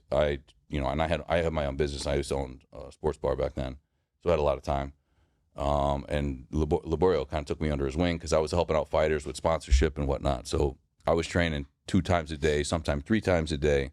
So I got my blue belt really quick, like I would say 4 months. And you had boxed before all of this? Yeah, I had a lot of combat, boxing training and stuff. Yeah. But anyhow, so I got my blue belt really quick. And when I got my blue belt initially, I just kind of tossed it to the side, and I almost stopped training gi. Almost at that time, Yeah. Just primarily was training no gi, MMA, because I wanted to fight MMA. At the time, I was, 37, 38, and I wanted to get a couple MMA fights in. And when I was training MMA when I jacked my neck up. But that really, really threw me off. I couldn't train for years. I really was on and off after that because of that injury. But that was definitely the worst one. What's the worst at our school? Probably when you tore my LCL. It's always you, Milton. No. Back to Milton. So, did I do it to you, or did you do it to yourself? Though I mean, no. I don't know. It's one of the things like like the legs were. I was on my back, and you were something. You were pressing guard, and you kind of just pushed my leg across, and it just kind of bent. It was like a stack pass. It was a stack pass. So his leg was up here, and it kind of just bent. I needed to shrug it off. So I went to go shrug it off, but it didn't go. Like I guess now I think right. I think he pushed. I shrugged, but it didn't. Yeah. Come across like it was supposed to. Anyway, he was pushing on it hard. That everybody on the mat heard it. Remember, that was like. It was. I think I heard it pop. Like, Yeah. And that threw me off for a while. But actually, it wasn't like. I'm so careful when I do that now. I still do it, but I'm like super careful to like push it out, like to make sure that it's clear. My meniscus was fine. I just had that like a 50% tear in my LCL. And that, kind of healed up on its own after that. I think I was out for like 2 months, 3 months. Yeah. I came back, yeah. And then a year later, I tore my meniscus on the right knee, which was earlier this year, right? When that was, I think January, February. Yeah. I had the surgery in January, I think. Is that like you had surgery, like you were there 2 days later, like on the mat? I mean, pretty much. I came back way like, too early. I'm healed. Dude, I'm good. I literally, I fought at Pans 7 weeks to the day after I had the meniscus I told you surgery. not to do that, man. I You shouldn't have done that. I was man. heavier, and I was in the weight class above what I should have been into. But I had like committed to that date, and I just wanted to do it. Yeah. And, Yeah. but, The funny for needless to say, I got my butt kicked, but you know, I was a little unprepared, I think. the injury sucked. That whole situation sucked. I really didn't know you that well back then. But the funniest thing about that afterwards, I don't know if you remember this. I came in, you were hurt, you're sitting off to the side, you were there. Rocco, I guess, had come off of the mat, or like he was there with you. And Rocco, like, basically looked at me and like threatened me. Like, little Rocco, how old is he? My son, he's 10. He was probably 9 then, right? Yeah, probably 8 or 9. And he was just kind of like, yeah, we're gonna do it to your leg next. Like he said that. He said something along the lines, I forget the exact word. He was just like, and he didn't really know me. Like that was like pretty close after COVID. Yeah. So like you started during COVID, right? You started our school during COVID. So I was out during COVID. Yeah. So I had come back. He's in the, your son's in the kids you program. initiated You were, me in. yeah. You were like, oh, a new guy at the Yeah, gym. yeah. Here, let me fold your leg in half. So Rocco basically like threatened me like, oh yeah, we're gonna get your leg now. It's like Rocco's origin story. Yeah. And I was just like, I looked at him, I was just like, I felt so bad, but it was just like, I was like, man, he really thinks like, I was like maliciously. He hasn't forgot about it. He's been training, he's been fighting. Now he smiles when he sees me, Now, I think we're smile. okay, but he's gonna. Yeah, you think he forgot. Yeah. when he's a 17-year-old, 16-year-old blue belt, he's gonna come for me. Every time he gets in the cage, you're his muse. Yeah. That's my dad. Do you guys like that? That's funny because like, I mean, at least for competing, like I have to like be angry. Like when I did compete again, I don't come down like I compete now, but when I did compete, I had to be angry. So I would use something like I would always think of like somebody trying to hurt my family or my daughter. I would think about my daughter. I'm like, this person's trying to like hurt my daughter. Like I would go into that mindset and like I had to be angry. Do you feel like that? Like I had to think of something to be angry. I don't know. It's not angry. It's not for me. It's not angry. It's I go into the fight knowing like this guy's trying to hurt me. He's trying to get me to tap. Yeah. So if I don't do it to him, he's gonna do it to me. Yeah. So what do you guys think about? What do you guys think about like the whole like there's this whole like I know I say it a lot like you stop trying to win practice, and I know Felipe kind of says it, but it's like that's hard, right? I want to win practice. Like, right? It's hard to, because everybody's not of that same mindset, and even sometimes it's just like some people are just a little tougher to deal with, and it's like Shar is probably a good example. Like he's just a strong dude. He's good at this, and my 50% is not his 50% are different, right? Right. His 50% is probably like my 100, right? So you get into those, but like, when you go in there, how hard is it for you to not have that mindset? Like, I don't want to. None of us want to lose, right? We don't want to lose even when we're in practice. Yeah. So how hard is it to not have that mindset? I mean, here's the thing, right? So like when I'm in there, I'm always trying to remember like we all have stuff to do tomorrow. Like you have to go to work. I'm not trying to hurt anybody by any means. And my thing is like I don't want to do anything stupid to cause an injury or just trying to do something that I don't know. So if I'm learning something for the first time, and taking it easy, but yeah, I mean I get crushed by Star all the time. Who's your toughest role? My toughest role? Who's your toughest role when you're like when you're there when you're you're like, oh fuck, this is gonna be rough? I mean, I would say probably. I mean, obviously the higher belt, but maybe the one I'm in competition with the most would be Aaron. Yeah. Because we both kind of started around the same time, and I know there's no flow when you're rolling with him. It's usually they say they try when they first start. Yeah. That's like flowing with Ray. You've like we're gonna flow it. It may start a little soft, but there's no flow. Oh wait, I didn't go over my now that Tommy was talking. My worst injury was the one with Felipe. And my most recent injury is from you. It's from you with with that. What the hell do you call that? Scarf hold? The scarf. But when the scarf was okay, but when you grab the leg, And I was just Sorry like, about that. and then you connected the hands. Don't be when sorry. Ray was off Thanks, to the Ray. side coaching you. Yes, yeah. So, Fancy Ray. Yeah, I didn't tap. I probably should have tapped, but yeah, my neck is still fucked up from that. My neck, like my shoulder was already here, but now like the neck and the shoulder injury, whatever's going on here, is connected. I just went to the told me to massage do it. therapist for it the other day again. Rocco What told was that? Yeah, Rocco. Yeah, Rocco sicked you on me. Yep, that's what it was, man. This has been my longest, other than the actual knee rehab. This has been my longest to like not go away. How long ago was that? It's got to be a couple of months now. Really? Yeah. 2-3 months. It wasn't. I mean, I should have tapped. It was more of a Your crank. ego got in the way. It was more of a crank. Like it's like a crank. You know, he's got my leg and the head, and he got there. And I honestly, ego, I was just like, once I saw Ray coaching him, I'm like, there's no fucking way I'm tapping to this. There's no way. I'm going to lose to two people.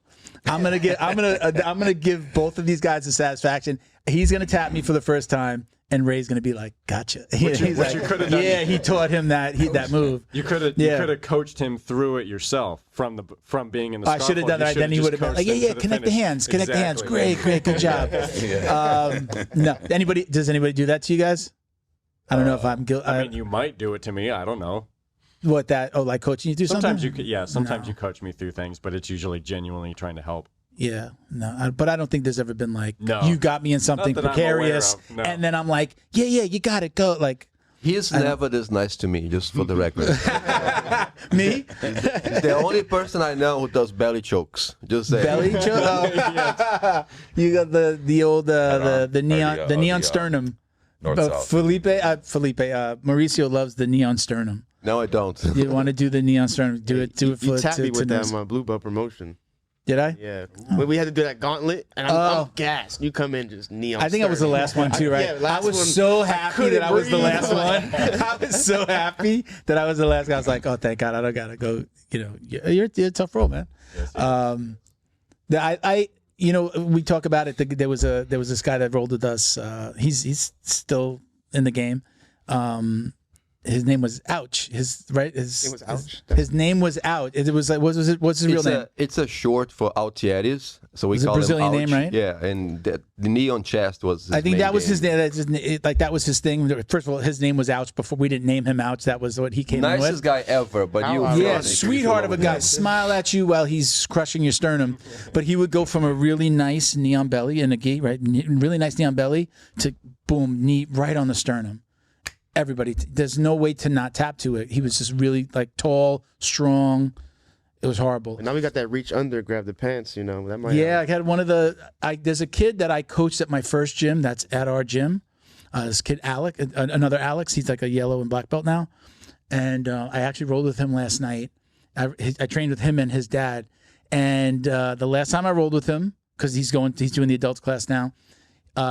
Esteban kind of coached him how to do it, and he tried to hit it on me last night, and I'm like, "Where's he going with his hand?" Because you're like going under the freaking ass, and he got it, and I'm like, "Oh, it's good. It was that's a good, Yeah, like a reversal. It is nice, especially when they don't. They're like, "What's going on?" Because it's really strange. You're like, if you don't know that it's coming, you're like, "Why is this guy grabbing my ass?" Basically, you're going right under, right under the foot to the ass. That's a good one. So what were we talking about? What were we saying? The neon sternum. Yeah, neon sternum is bad. Neon neck is even better. Yeah, that's usually the cyborg neon neck. That's for me. The neon neck is reserved for when you're getting. I'm saying this because it sounds so cocky when I'm saying it. If somebody's being a dick in a roll, I won't name any names, but like if somebody is being stupid or being overly aggressive or trying to like throw fucking wrist locks, that's when I like, okay, I'm just going to remind you of the what do we say, like there's levels. That's usually when I do it. It's not like I'm doing it to like a Ray or like a higher belt. It's not me, and by process of elimination, the only thing I can think of is I've been stupid. But there's definitely. So what's my punishment, Milton? The reason why I would do it on you is like when you get on top and you really you got like I try really to hold really on good 'cause top I pressure. wanna stay No, there. but like like you might do some top yeah. pressure and my head's gonna pop off, Right, and I'm right. like, okay, motherfucker, I'm gonna sweep you at some point.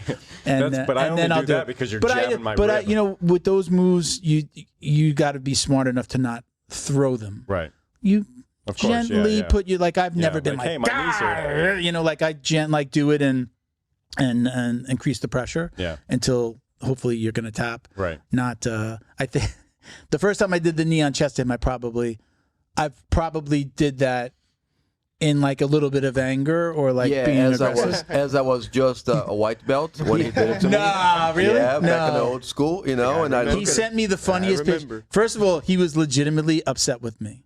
I was. He was mad at me. He's He still let me upset, know by it. the way. He's still sore about it. After he got over it a little bit, he wound up sending me a picture. There was just like this picture of a guy with a hole in his chest, what is it, concave? What do you call it? Concave? Yeah. Concave, like a hole in his chest, basically. And he's got that saved on his phone because he sends it to me every once in a while. But he was legitimately upset with me, and I probably did it once or twice, and now like we have an agreement. He's like, I'm not gonna do that. I'll send the meme to you later so we can add to the video. Just cave this chest in. What's your Tommy go-to move? My go-to move, the head and arm. Yeah. Yeah. I don't know. I mean, that was like the very first one that I ever hit. Is that did Ray kind of? Did you learn that from Ray? Yeah. From him doing it to you? Yeah. Yeah, Who'd yeah. you hit it on? You're like, It's the very first one you hit. Who'd you hit it on? I don't even remember. Dude. Oh, okay. No tap and Honestly, tell. I'm not sure. But yeah, no, that's kind of been my favorite go-to. yeah. You know. As soon as he starts coming across, you start just jamming that head under your arm, like, oh, he's trying it again. Yeah, no, I know. Yeah, you got a couple of those moves that I'm like, oh no, I'm not going. I'm not gonna let you do that. What's your go-to? Lately, those lapel chokes, Yeah. bow and arrow, cross Oh, collar. lapel. Mauricio's head just lapels. Yeah, try to get. I mean, especially like you guys, try to take your back. I mean, you guys are too strong for me to try to stay in front of you. To try to get to the back and lapel choke. Justin, what's your go-to? What's your favorite? I'm happy when I get a sweep, but Yeah. after that, sometimes I get a hand and arm choke, and that's my favorite too. Yeah. Yeah. Mauricio is we call just so hold on before you say anything, so everybody knows, we call Mauricio the Wizard because he's a lapel wizard. He's definitely a connoisseur of the lapel choke. Well, the reason I like the lapels is because it's hard to fight like people that are much stronger than you, especially in our gym. We have a lot of those older guys. They like like this one here, like they're really strong. He's tiptoeing through this one. Lapels just give you more of a grip. You know, it's harder for the other person to break. I don't really have like a favorite move. I'm just trying to survive. You did it. Did you do that on me yesterday? You did the I've been using a lot. Ezekiel. He loves the Ezekiel lately. I do love the Ezekiel, but the ones I've been using a lot is the arm triangle because I can get it from the bottom or from the top. Yeah. You love that one. I like you're it. hiding their face, and he just reaches behind you. Yeah. Yeah, it's sometimes you can even like you can get it from when people are like passing your guard, you know. And And me all the time. I got smashed like, so much when I first started training. You know, I was so bad at this. I'm still bad at this. I'm not saying I'm good, but I'm only Listen, that never goes away. That feeling never goes away. I'm only competing against myself, for the records. I'm competing against myself. Like, to me, like, from when I first started training jiu-jitsu, from what I am right now, I'm so proud of myself. And, like, from Mauricio, most... I'm proud of you, too, bro. Thank you. Nobody told you Thank today. you. I'm proud of you. From all the people that actually started with me back then, like, I'm, like, one of the survivors. You're it, know? right? I think you're... Not one. You're it, right? I think I'm the only one. I mean, people have moved and they still do jiu-jitsu and they're in other places, but as far as still at our school, there's still only a handful of those, but you're like the only one from your class that went from white to blue, I was right? the one that everyone said, this guy's going to quit. This guy's not going to last here because I was so like weak, you know. I didn't do no exercise, you know. I was no sports, you know. I've never been into sports. I just fell in love with jiu-jitsu. Yeah. I don't really like to do anything else. So it's basically like just trying to survive. And so I get smashed like so bad at the beginning, and so I remember you told me you sent me this video on YouTube, and it shows like 20, 30, 40 submissions from the bottom. Oh, I love those Jason Scully videos. Yes, love them. that's what was, and you know, and I started looking like maybe I should have learned like how to do things from the bottom. So Yeah. if it's hard to get out of the bottom, just learn to do submissions from the bottom. So I've been kind of working on that, you know.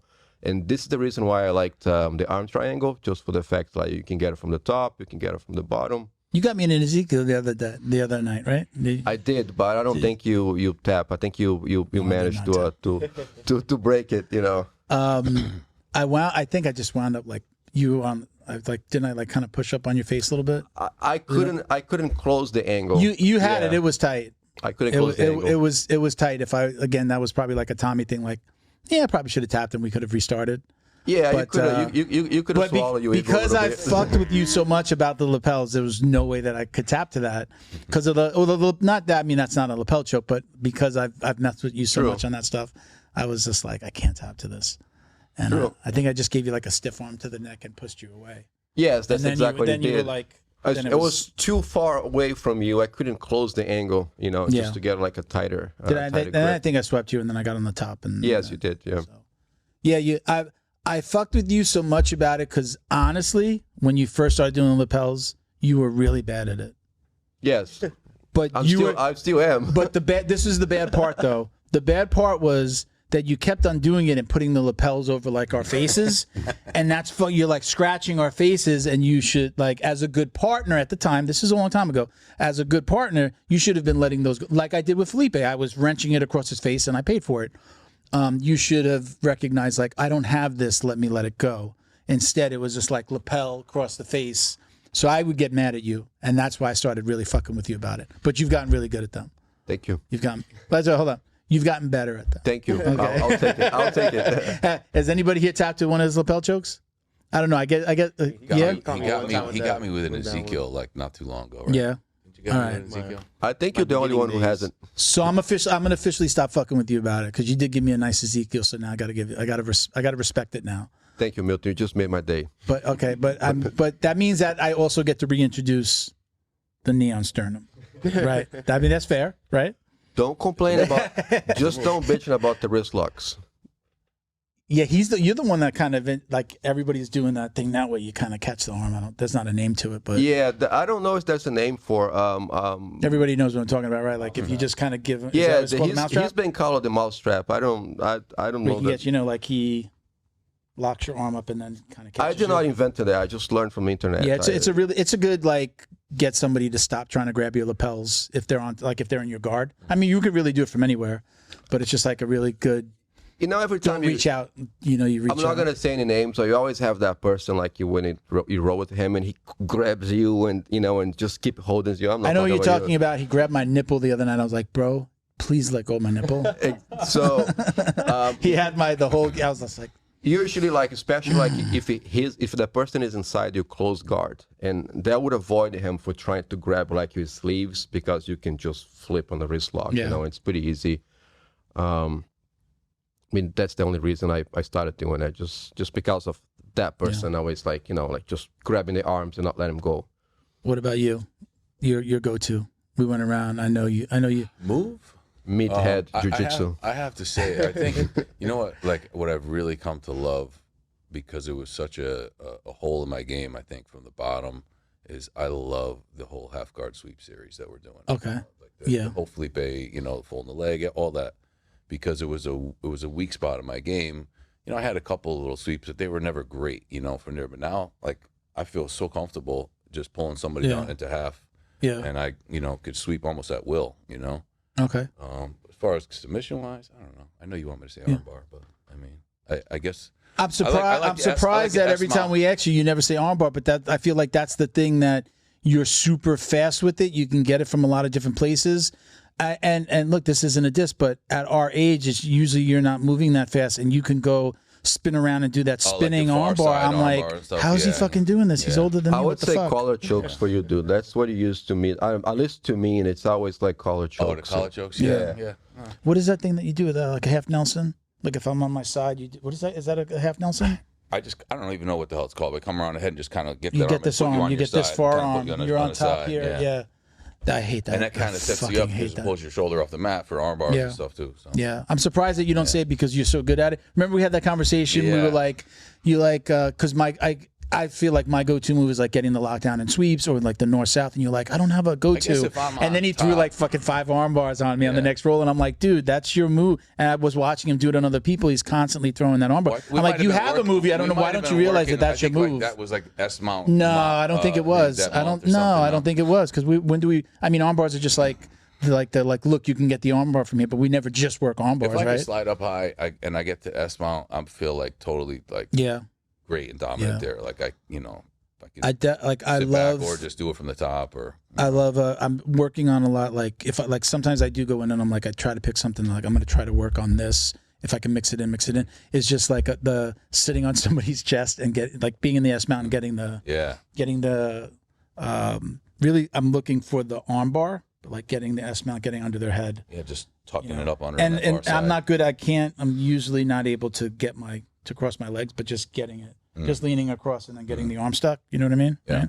I think did I sit on you the other night like that? Yeah. I did it with you. That trying to get better at that. I'm trying to feel. Can I really lock my leg? I just feel like it's difficult. You know, it's hard. Anybody have anything they want to talk about? Anybody have any questions? We're gonna go into our like. Actually, I do have something. Yeah, sure. So I guess starting with you, what do you think is your weakest aspect of jiu-jitsu right now? Takedowns.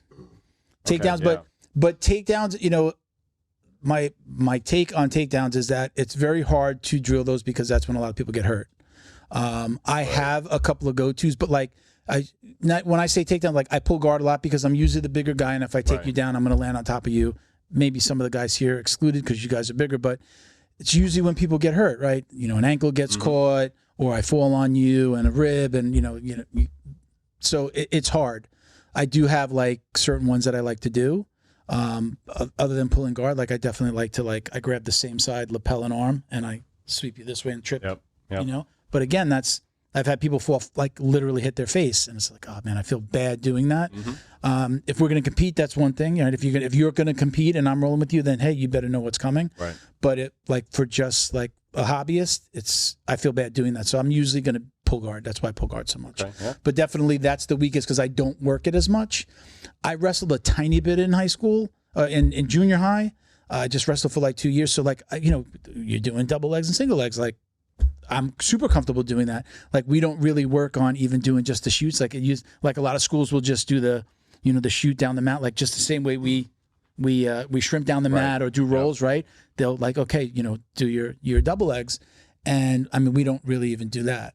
But again, you want to compete, there's a competition class and you can go work on that stuff, but I'm not doing that. So that's definitely my weakest because I'm not doing it all the time. And leg locks too, probably, right? Yeah, leg locks, but with that too, I think I find myself in those positions, but I watch a lot of the Jason Scully stuff, and I'm consuming things to teach myself how to be in those positions and defend, even if we're not running it in school a lot. I'm watching that stuff and I'm trying to like learn a little bit, but you got to be doing it to really truly learn it. I get that too.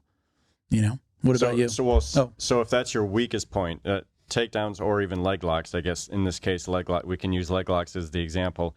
Do you ever come into the gym knowing that's something you want to work on and you make it a point to anytime you can, you do the specific movement that you're trying to do?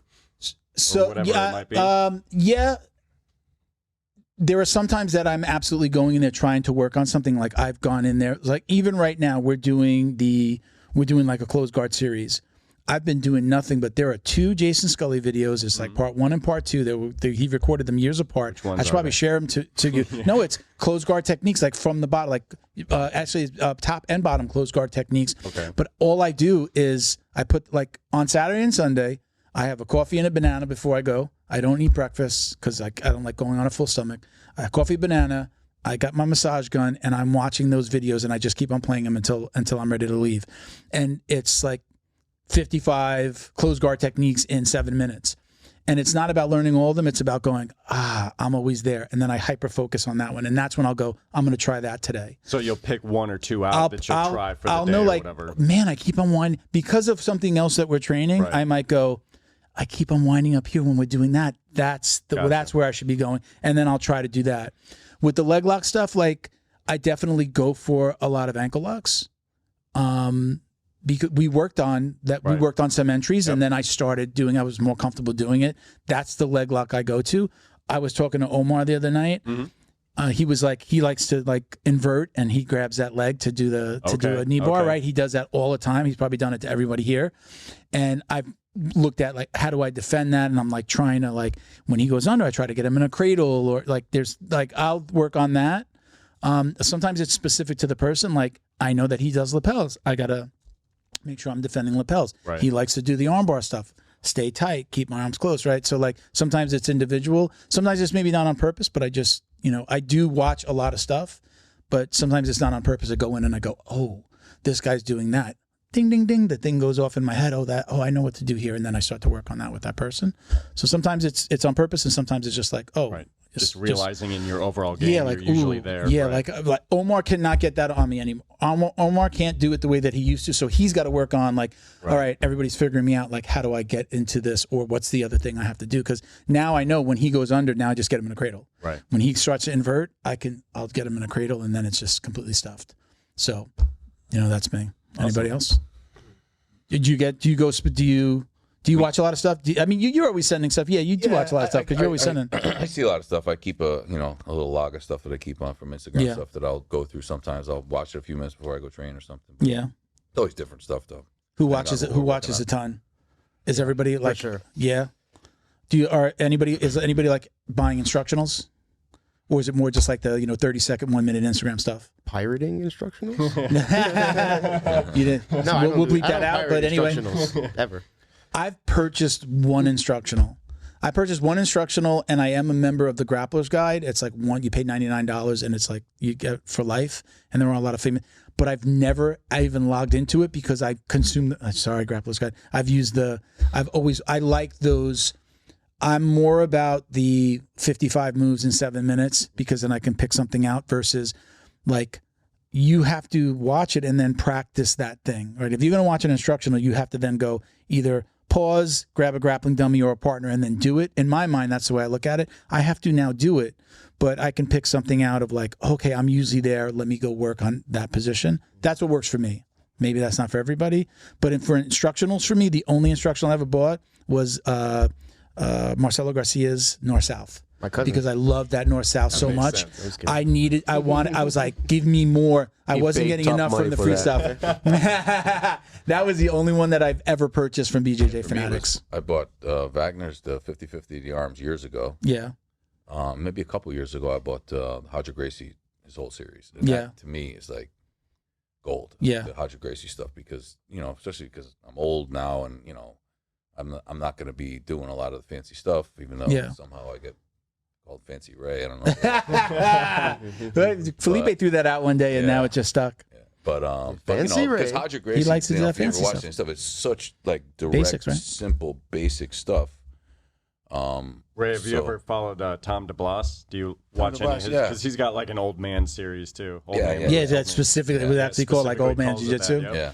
I would say going back to the grappler, if you are an instructional person, I don't think that you could do any better than, I think it's still like $99. Grappler's Guide is $99 lifetime. Oh, no kidding. And you log in, and he's got like 3 different ones because there's a Striker's Guide, there's Grappler's Guide, and then there's like a leg lock one.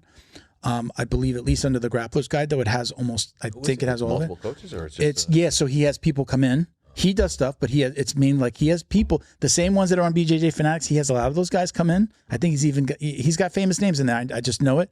And you can go in there and get those specific instructionals. And they, I can't say that it's as elaborate as some of the other ones. Like, is it like, John Danaher's 12 hours, probably not. But for $99 to go in and get that same guidance from some of those same guys doing those BJJ Fanatics ones, come on, $99 a lifetime. I've been consuming a lot of the YouTube content, like Eli Knight. I love him. We had him on the show. Yeah, I did see that. And Jordan, we talked a little bit about Jordan. Yeah. At the gym, but him, because he gets a lot into the concepts and not so much moves, but just jiu-jitsu theory. And understanding you don't have inside position and underhooks versus overhooks. And all do you feel like how do you learn jiu-jitsu? Do you need like? For me, I'm like, I need to know where that foot goes. Like I say, like I'll take something and go to the gym, and you have to work on it. But I do like if I'm watching something, I'm looking at, where's his foot? Like, Sophia's great with this because she's like, look, you got to put your foot like right here. Like, I need that because like sometimes that's like, oh, it doesn't work unless the knee is pointed out that way, right? So do you need that? I'm big on detail. Or is it just like, give me the overall move and I'll go figure it out? I need the details. So I love Danaher so much. He's so into the details. How about you, Tommy? Like somebody that's newer, how do you like to be instructed? Do you need it to be super specific? Yeah. Like, hey, we're going to do arm bars. This is the way you do it. Go figure it out. Or is it like, no, I need to see, where's the arm? Oh, you're holding the thumb like that? Like, no, like the detail is huge. I mean, like when you're grabbing like the grip, how you turn, how you just everything about it detailed for me is. That's why, like, sometimes, like, especially like with Felipe, I'm like, where was your foot? Like, show me where your foot was. Thank you for doing that. Yeah, right. Sometimes so I'm like, because I know, like, I'm not doing something, and I'm pretty positive it's because I don't have my foot turned the right way. Am I right or wrong? You're correct. I count the steps. If professor is showing a move, and if he's doing in 3 steps, I must do in 3 steps. If I do in 4, I'm overdoing. If I do in 2, I'm not doing it the correct way. Obviously, you can always modify things to your own body shape and size, but I try to be as accurate as possible. Like, just count the steps, and it makes a huge difference. I've been actually improving the things that I had difficult doing before, just by doing that, just looking at little details. Anybody have like a go-to instructor that they like? Do you have John Danaher? Yeah. I mean, so for me, like I like instructional because he doesn't really put out. If you have a lot of time, not specifically the instructional. Right? Yeah, of course. Yeah, Danaher, I mean, who doesn't love spending extra time in jiu-jitsu? But I love getting the concept first and then getting the detail afterwards. Because a lot of times, if I just get the detail, I can do it, but I still that's great know with why he it does works. do that. He goes concept first, and then he'll go into it. Correct. But, man, I think that's the other really thing useful. about Danaher is like, man, do I have 20 minutes to just watch this? I got one of his free ones, like one of his like it's like a free one that was like a basics. Mm-hmm.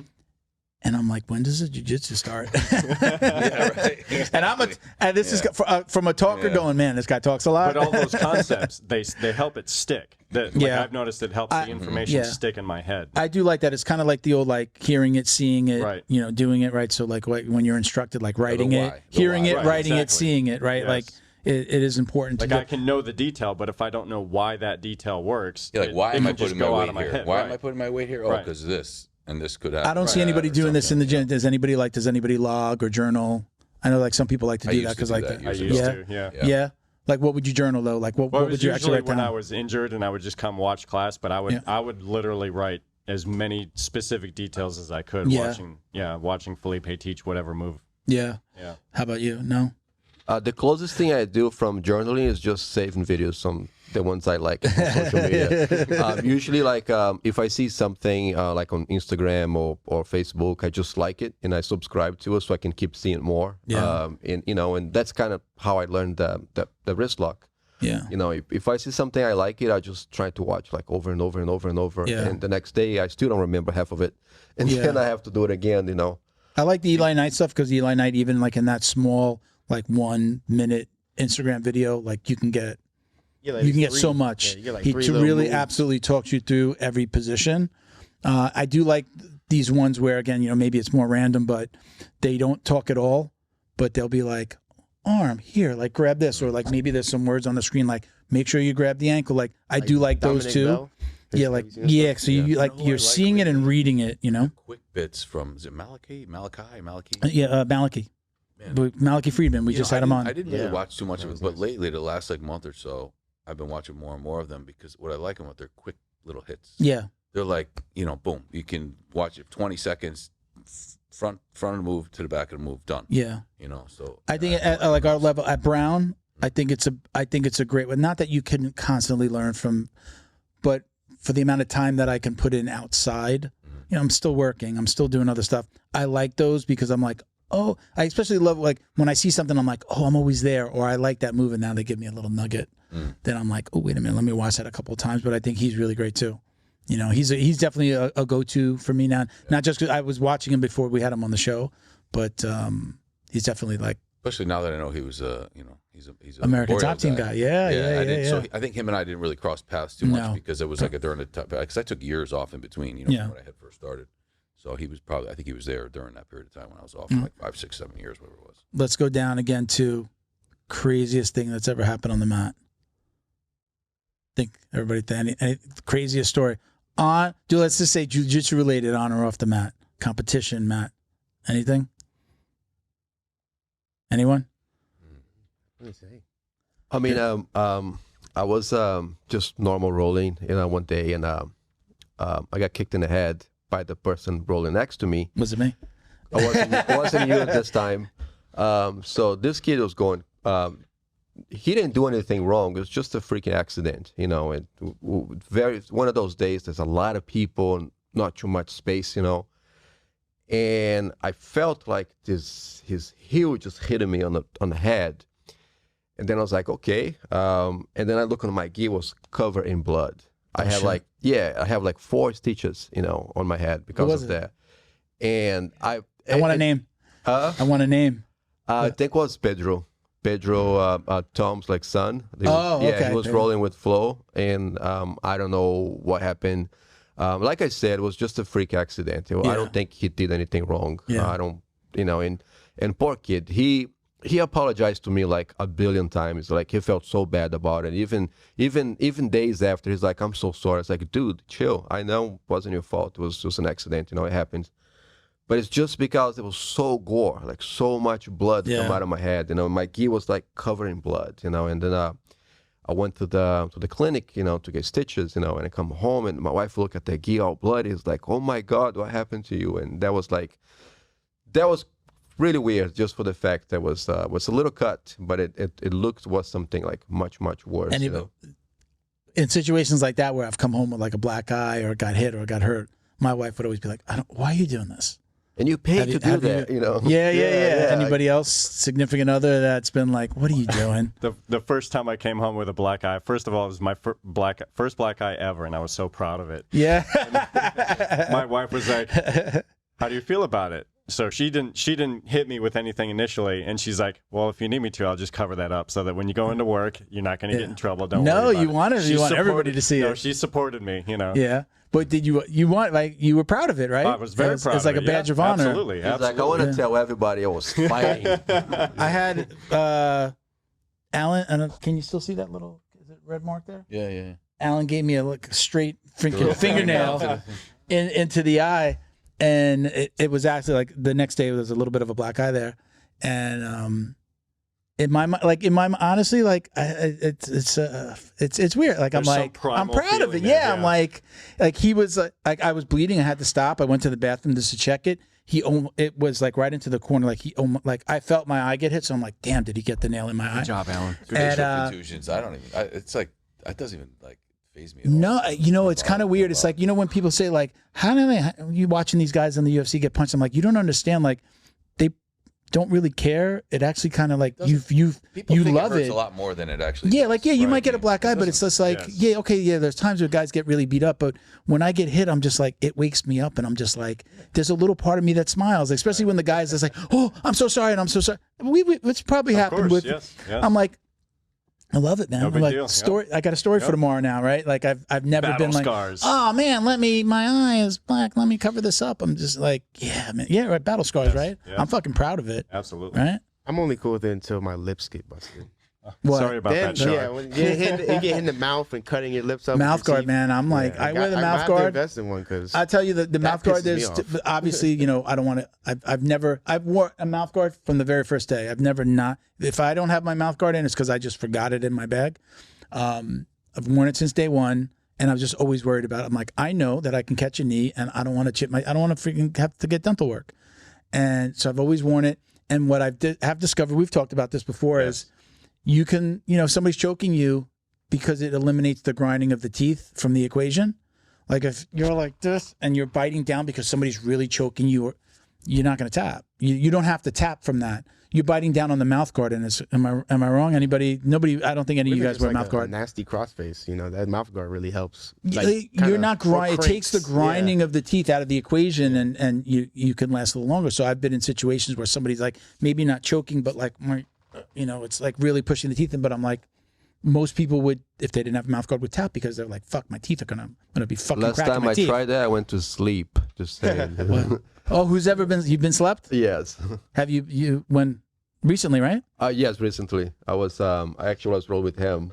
He slept. Oh, he slept too. I was rolling with him, and then I was like, it happened so fast. That was the very, very first time it happened that I actually passed out, like, baseball choke.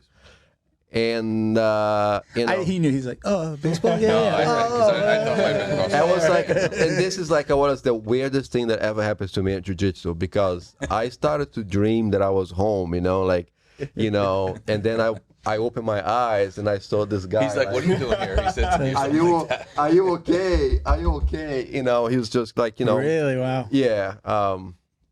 Make a long story short, like the next day he texted me like right away, like, I'm so sorry, I hope everything's fine, blah blah blah. I was like, he was standing there with Tommy. He's like, watch this, I'm gonna fucking text this idiot. Yeah, Just slept in last night. I'm pretty sure the whole gang he told the whole gang the next day, but I don't think I said anything. Have you ever put somebody to sleep? No, I haven't. Have you ever been slept? Oh man, top Yeah. bro. Oh yeah. Yeah, many times. Yeah, and you ever slept anybody else besides Mauricio? At our school, I don't know. Yeah. I think Tom ever sleepy a little bit or something. I think. That one time, Tommy got a bad from what's his name? From Aaron. Aaron, and he was snoring. That was really Oh, funny. it got- was Aaron, not me. That's what Aaron, it you was. got slept by Aaron? Same thing as Mauricio. Like it was Baseball choke. I woke up like great. Like I was Yeah. out on a boat with my dad or something. Like, I like wake up. I had no idea what happened. Have you slept anybody yet? Me no. No. Sure. I'm really good at getting to that where the lights are fading and then I Yeah. tap. Oh, I learned my lesson, bro. I don't get to that point anymore. I'll Yeah. tap, you know what? I push it to the edge. Who did it to me the other day was Aaron, actually. The last time I trained, and he's like, oh my God, I'm going to call him out in this one. Oh my God, I'm so tired. I'm so beat up. I've been up since 3:30 this morning, blah, blah, blah. And I was like, all right, let's do like a flow roll, so let's not try to kill each other, and sorry, dude, I love you, But, and then I realized, like, he's got me in a collar choke, and that was, if I didn't tap for that one, I would have go to sleep again. That was, because he's super strong. So I've caught on.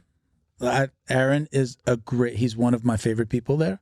He's a great dude. Yes. I caught on to the whole like, yeah, this is hurting a little bit. And then I see him fucking flying all over the place with you, and then he comes to me, and I'm just like, yeah. Oh, I've asked him. I'm like, oh, you're hurt? You're hurt, or are you hurt, or what are we doing? What are we gonna do here? Like I've caught that.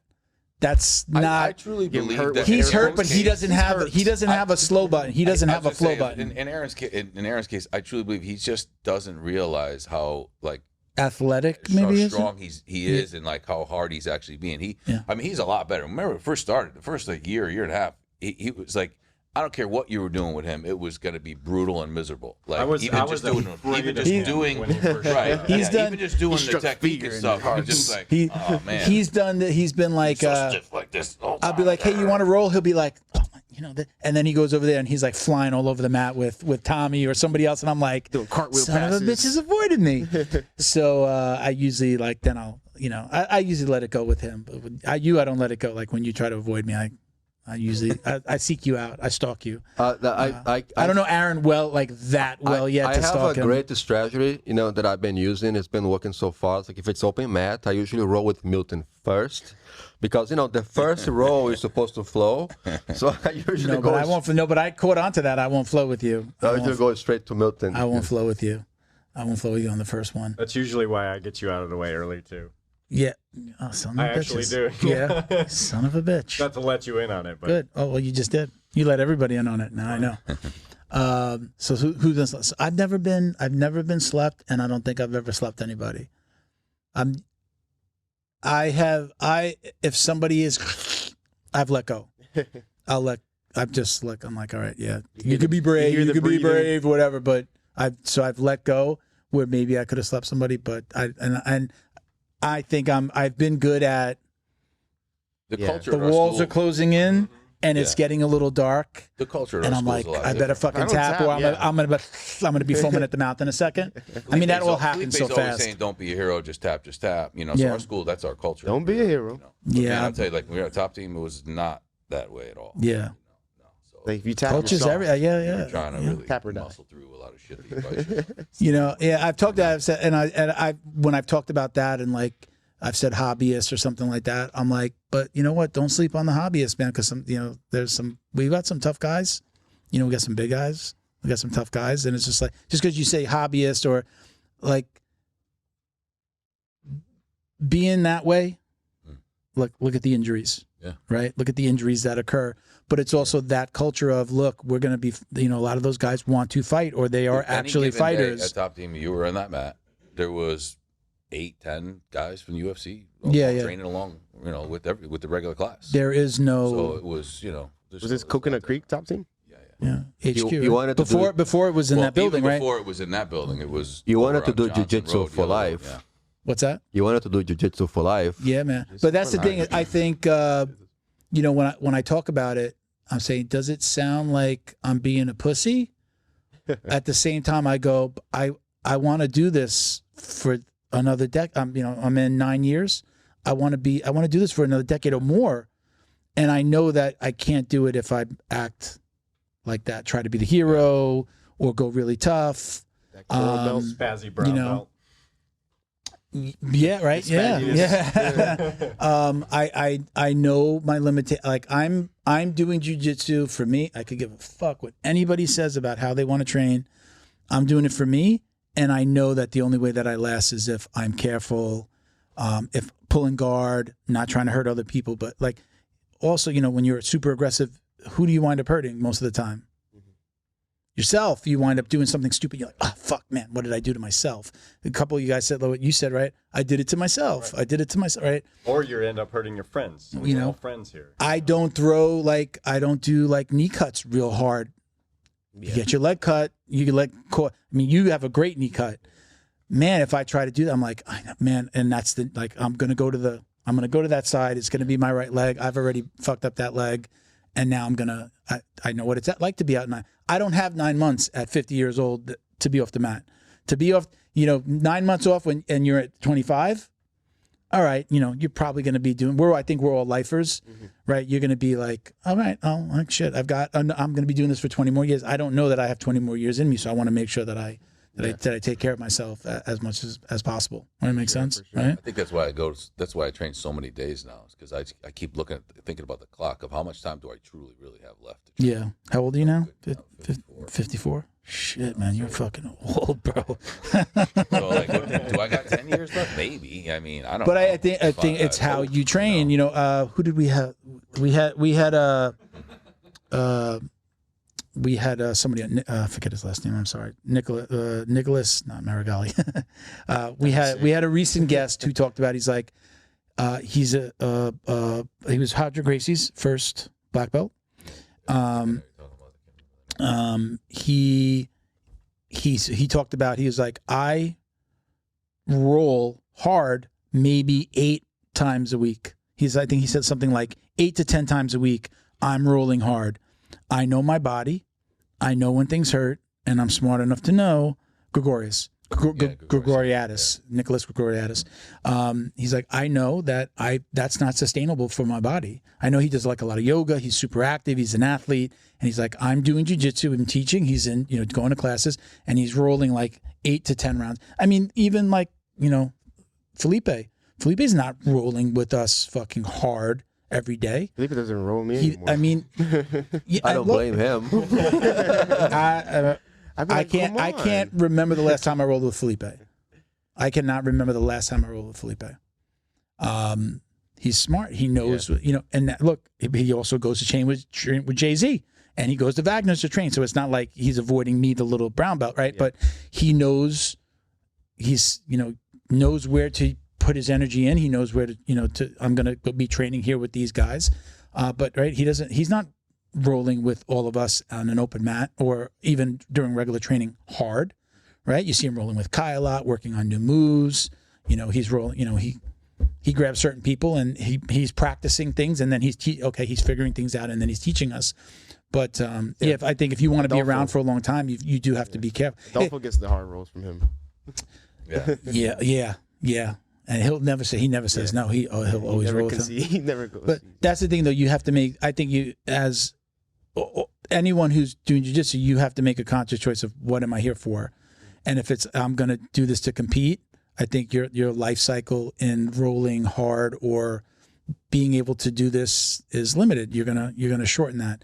If you're somebody who's like, I want to learn the art and I'm doing it for exercise and weight loss and for mindset, you need to roll a certain way if you want to be around. That's facts. I mean, you could have easily been out for the rest of your life. Right? You essentially broke your neck. Yeah. You could have easily been out. Like, I can't do this anymore. There's no. I don't want that. I want to be able to. What's that? I just go there for the jokes. Yeah. He goes there for the chokes. I thought that's what he was going to say. I go there for the jokes, and I go there for the jokes. All right, let's get into. We do the. If you've listened to the show, we do a bunch of questions that we ask everybody. We might have talked about some of these, but these are like the most asked questions or submitted questions that we get. So we just put them into the end of the show. We're going to go down everybody, so we'll get everybody's take on it. So, Bo, the drill down. There you go. Sound effects. High end here. All right, so I'm going to go down everybody. So your preference, gi or no gi? Gi. Why?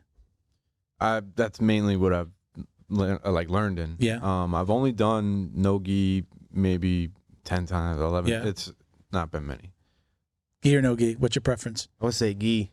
Yeah. Yeah, definitely. I like the idea of just being able to choke somebody with their own clothes. I like that answer. Gi or no gi? Gi, just because I do it most often, but I would say no gi probably just because of the movement. There's so much more movement. Also, gi, I wish I could have trained no gi more often, just for the fact that it's more realistic, like compared to using jiu-jitsu as a self-defense. Yeah, people have actually been like, oh, no gi because it's more realistic. No, everybody's gonna have some like clothes on. Like, I mean, Florida maybe a little different because you have like you're maybe not wearing a jacket as often, but in most places in this country, right, it's going to be fall and winter, and like they're going to have a jacket, and you can be using their clothes, South right? Florida, so no. Yeah. So you preference? I would say definitely gi. Now, I mean, I would have said no gi, and I trained most of my training had been with no gi when I was early on. But I think now that I'm older, I really wanted to. It's nice to slow everything down. Yeah. The fast movement and it's slippery and sliding around. Yeah. I'm more apt to get hurt. Yeah. So the gi slows everything down. Plus, there's just so many other little technical possibilities with the gi. Yeah. More options. So yeah, I think gi's. I like I love going to no gi because we do it less, but Friday, Saturday is our no gi day. So I love going to those classes. So I love no gi, but my preference because of the control and being able to slow it down and being able to roll at my pace, being able to control somebody. So like if I had to only do one for the rest of my life, it would be gi, just because I think age is a big part of that. But I think no gi is super fun. So Tommy, takedown or pull guard? Pull guard. Yeah. Not good at the takedowns. It's definitely a weakness for sure. Yeah. Sure. You already know takedowns, man. Yeah. That's the wrestler bone in me. Yeah. I hate when I see you coming, motherfucker. Get taken down. What's that? Get taken down. Get taken down? Not pull guard, but get taken Correct, down. yes. Okay. I never pull guard, so I would say No, definitely pull guard. Takedown is definitely one of my weakness. I was trying to avoid like the judo fighters, like every time I roll with Ricardo because he's such a big dude. That was like if I stand up, he's gonna throw me. If I pull guard, he's gonna pass. Who got thrown? Was it you? The story with Tom? You didn't know that he was a judo brown belt, and he threw you the I very thought he was first time. pull. I thought he was just pulling, so I kind of was just gonna go like kind of, edging my way down. And next thing you know, he tossed me this way. Yeah. And I was in the air like flat and just came down. Yeah. My back, I dislocated a rib or did something to one of my ribs. So you didn't know. See, those of us who knew, like I knew, no idea. I knew he was judo Tom. Like Mr. I knew Glass. he was judo Tom, and I knew right away Ricardo was I think was he a brown belt in judo? he's a brown he went as judo. high as brown. Yeah. I don't think he trains anymore, but he went as high as brown belt. I knew that right away, so I definitely pull guard on him. When you see them coming, I might give them the illusion that I'm going to stand with them just to make them like, like they think they're gonna be, and then I'm just like, sit because I've had that experience. I'm like, yes, we're gonna stand up, pull guard. Yeah, no. Well, we kind of know, you know, we know with you, we know with Tom, we know who the, like, you better be careful. But I think it's also like it's your responsibility to take care of your training partner. Yeah, so you just should be careful with the thing that you're throwing. Unless you're in the competition class, you do, then okay, different mindset, go crazy, do your thing, because you got to prepare that person, that training partner, for what they're about to get into. So it's different, but. You know, the guys that got to wake up in the morning and go to work. Yeah, I sit guard most times. I just sit to start roll because, you know, even pulling guard lately, because I got lower back issues, I'm plopping my butt down onto the mat, you know, 5, 6, 8 times during the class. I'm like, you know, I do. I did it a couple of times. I got to play with it a little bit more. But like I've sat or been on like combat position, and like the person's standing up starting, and if you can grab a lapel and grab their leg real quick. And then you just kind of sit them down, but you can come right up on them. I do like that one. But again, I'm doing that from their thinking I'm going to pull guard, and then I like come out with that. I've played with it a little bit. I'd love to get better at that. I mean, for that injury reason, trying to avoid injury, I've been working on more sweeps and trips. Low impact, low, high, low risk. Yeah. And I think because I was always so much stronger on top that, I mean, the last couple of years at least for sure, since we've been at our school, I always just start on the bottom, just because it was my weaker position. Yeah. But now with that half guard sweep that we got going on, it's kind of evening. I love the jump guard too. I've probably done it right. Like just if somebody's on their butt and you can like jump guard, especially if you can grab them or you can slap the knees between your legs, just jump guard. I was actually showing it to I forget her name, the Russian girl. Karina. I rolled with her last night. It was a really small class. There was more just ton going on. The weather, people are away. Felipe's away. It was like more kids in the class than adults. So I rolled with her last night, and I just walked over her and did it. And she was like, "Oh my God, show me how to do that." And I was showing her how to jump guard. She's like, "The girls don't know how to do this." She could watch her doing it on the girls this week. Music during rolling. I mean, we don't control the music a lot of times. I'm asking like a gym owner that, but preference, you like the music blasted while you're rolling? I like it. Yeah. What's your go-to? Well, if you control the music, what would you listen to? I don't know. I mean, honestly, all we've really listened to is... What did we go Slayer, see? death metal. Mudvayne. Don't play Mudvayne during open mat. People are gonna die. Definitely not Mudvayne. No, I like the Bob Marley, like the laid back. Yeah. How about you? Music during rolling? Music during rolling. Yeah. And something more laid back. And what would be your go-to if you can control the music? What would you put on? I would probably put on like just those instrumentals. Something slower. Not really too much lyrics. Yeah. Justin. Hell yes. You love music? Yes. You like the music? And you're a music. Do you play? I have a background in music. Okay. Yeah. I don't play anymore, but I repair instruments. Okay. Yes, reggae. What reggae? That'd be your go-to. Every time he puts on reggae, it's always it's the best. funny. You know, now that you say that, it's funny because I do when the reggae's on, it kind of does feel like it's kind of puts me into the groove. You know. Are you listening to that? If you were in your car, would you be putting that on, or is it just because of the rolling, like in the rolling atmosphere? Still to this day, I remember one specific day. It was an open mat, and he had Bob Marley playing, and not you. I'm sorry, Felipe had Bob Marley playing. And I still to this day remember being on the mat, listening to it and rolling. Yeah. And I can recall myself back to that just because of the vibe. It was just such That's a like the club days. Like I can remember like, oh my God, I hear a song and I'm like, I remember that from the club. So I'll put it on just to it brings you back to that moment. Yes. Yeah. Yep. How about you?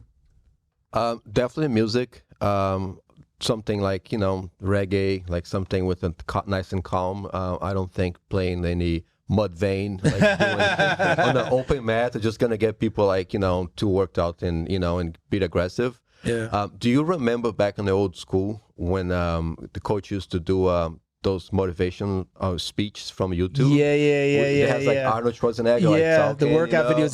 There's a name of that genre. I forget what it is. Yeah, it's you have like the people like you in a bad position, like you've been smashed. There's like a motivational speaker talking over the music, like get in the gym when you're in the gym and you do this. Believe in yourself, and things like that. Like I kind of miss those. I remember. I like those too. That would get intense. Like it really work. You get worked out. up. I wish Felipe would do that more often because he kind of stopped doing those. I don't know why. Yeah, that was. I think he went more to the iPad with the speaker than putting on YouTube, right? Because there used to be the TV in the back. Yeah, and he would throw on YouTube, so it's the setup is a little different. I think. Yes, that's probably why. So I kind of like those, but for the music, it definitely like something calm, especially doing open mats. What about you, Ray? funny now that they talked about the reggae. It is kind of a cool vibe. But if I was me and I was actually choosing music, it would probably be more like an EDM, like a house, trancey house type of a vibe or something. See, I like every one of the ones that you said. Each one of those puts me like into a little bit of a different mindset. Like if it's Bob Marley, like I actually, my first coach used to joke around and he would sing to us. So like if there was a song on, and he liked reggae, so he would sing to us. So it would be like you're rolling and you're like he was 265, yeah, but like kind of fucking with you though, like singing to you while you're rolling. Yeah. Rolling with him. So like, but he would like dance and sing. He used to wear a wig. Sometimes he would put on a blindfold and he would roll with us blindfolded. But he was a black belt. We were all white and blue belts, or really mostly white. So I remember back to those days. So I do that. And I will jokingly sing. I probably have to, you're nodding your head. Like I will jokingly sing to the person. So I love when it's like a love song on. Like, you know, sometimes all of a sudden it mixes in. He's like, how the hell is that playing in the playlist? So I love all of those versions because they each bring me into a certain place. Like if it was something hard, like I'm gonna like maybe roll a little bit harder. If it's a little bit more smooth, I'm gonna be like my roll goes along with what the music that's playing. So I love them all, and I put on a play, like my playlist on my phone is like country, hip hop, freaking like NWA to freaking Justin Bieber. I'm not scared to say, like I've got everything across the spectrum, and I would just put it on and let it play on the way to your rolls. Yeah. You know, what do you listen to on the way to school? Do you have something that you use for motivation on the way to school? I mean, nothing in particular. No. I have a couple. Do you have anything? I mean, I'm definitely listening to songs talking about we some head busters, you know, like ready to knock somebody out. You know, really get you pumped up. Getting you pumped up. How about you? I drive with nothing on so that I can drive safely to the destination. No, I actually listen. Usually it's either a podcast. Sometimes it's Jiu-Jitsu Dummies podcast. Ooh, good. Usually political. I'll pay you later. Though, nothing really, because I live like 2 minutes away from the school. So I get like I'm so close. I get the opportunity to put one song on. But what do you? Yeah, I live so close that I'm usually just trying to wrap up a phone call or two before I get there or something too. You know. Right now, my two go-tos are I'll listen to Still Dre, Still Dre, and Who's the Man? Who's the man with the master plan? Who's that? What's that group? Everlast. What was the guy? Everlast people who made Everlast was from what group? From House of Pain. House of Pain. Yeah. Those are the two songs that I listen to right now. But I'm like 2 minutes away. In traffic, 3 minutes, so I get one song. So I'll usually I find that those are my two get me pumped up songs. Now on the way home, it's a whole different story. I like something mellow. I'm usually like in a mellow. I don't want something to lift me up. I want to like mellow out for the evening. I'm putting 50 Cent's Many Men. You guys familiar with that song? That's a good one too. Yeah. That's a great Many men have wished death upon me. That's a good one to walk in. On the way home, I definitely like to get a little bit more chill. It's usually the evening training, and I'm just like, or if it was tough. No, Enya. You put Enya on. No, like, have you ever gotten into the car and you get home and you realize, wow, I've been in silence this whole time, and probably you were rethinking your life, like, what am I doing? What am I doing? Do you ever get it when you're driving home that you're reliving the roles? And I'll find myself clawing the steering wheel, and I'll find my head. I've done that. I'm driving in traffic, and I probably look like a moron. Just anyone reliving my roles. Yeah, you feel that? Like thinking about the role, how it went, like what I could have done different if I got caught. Yeah, definitely.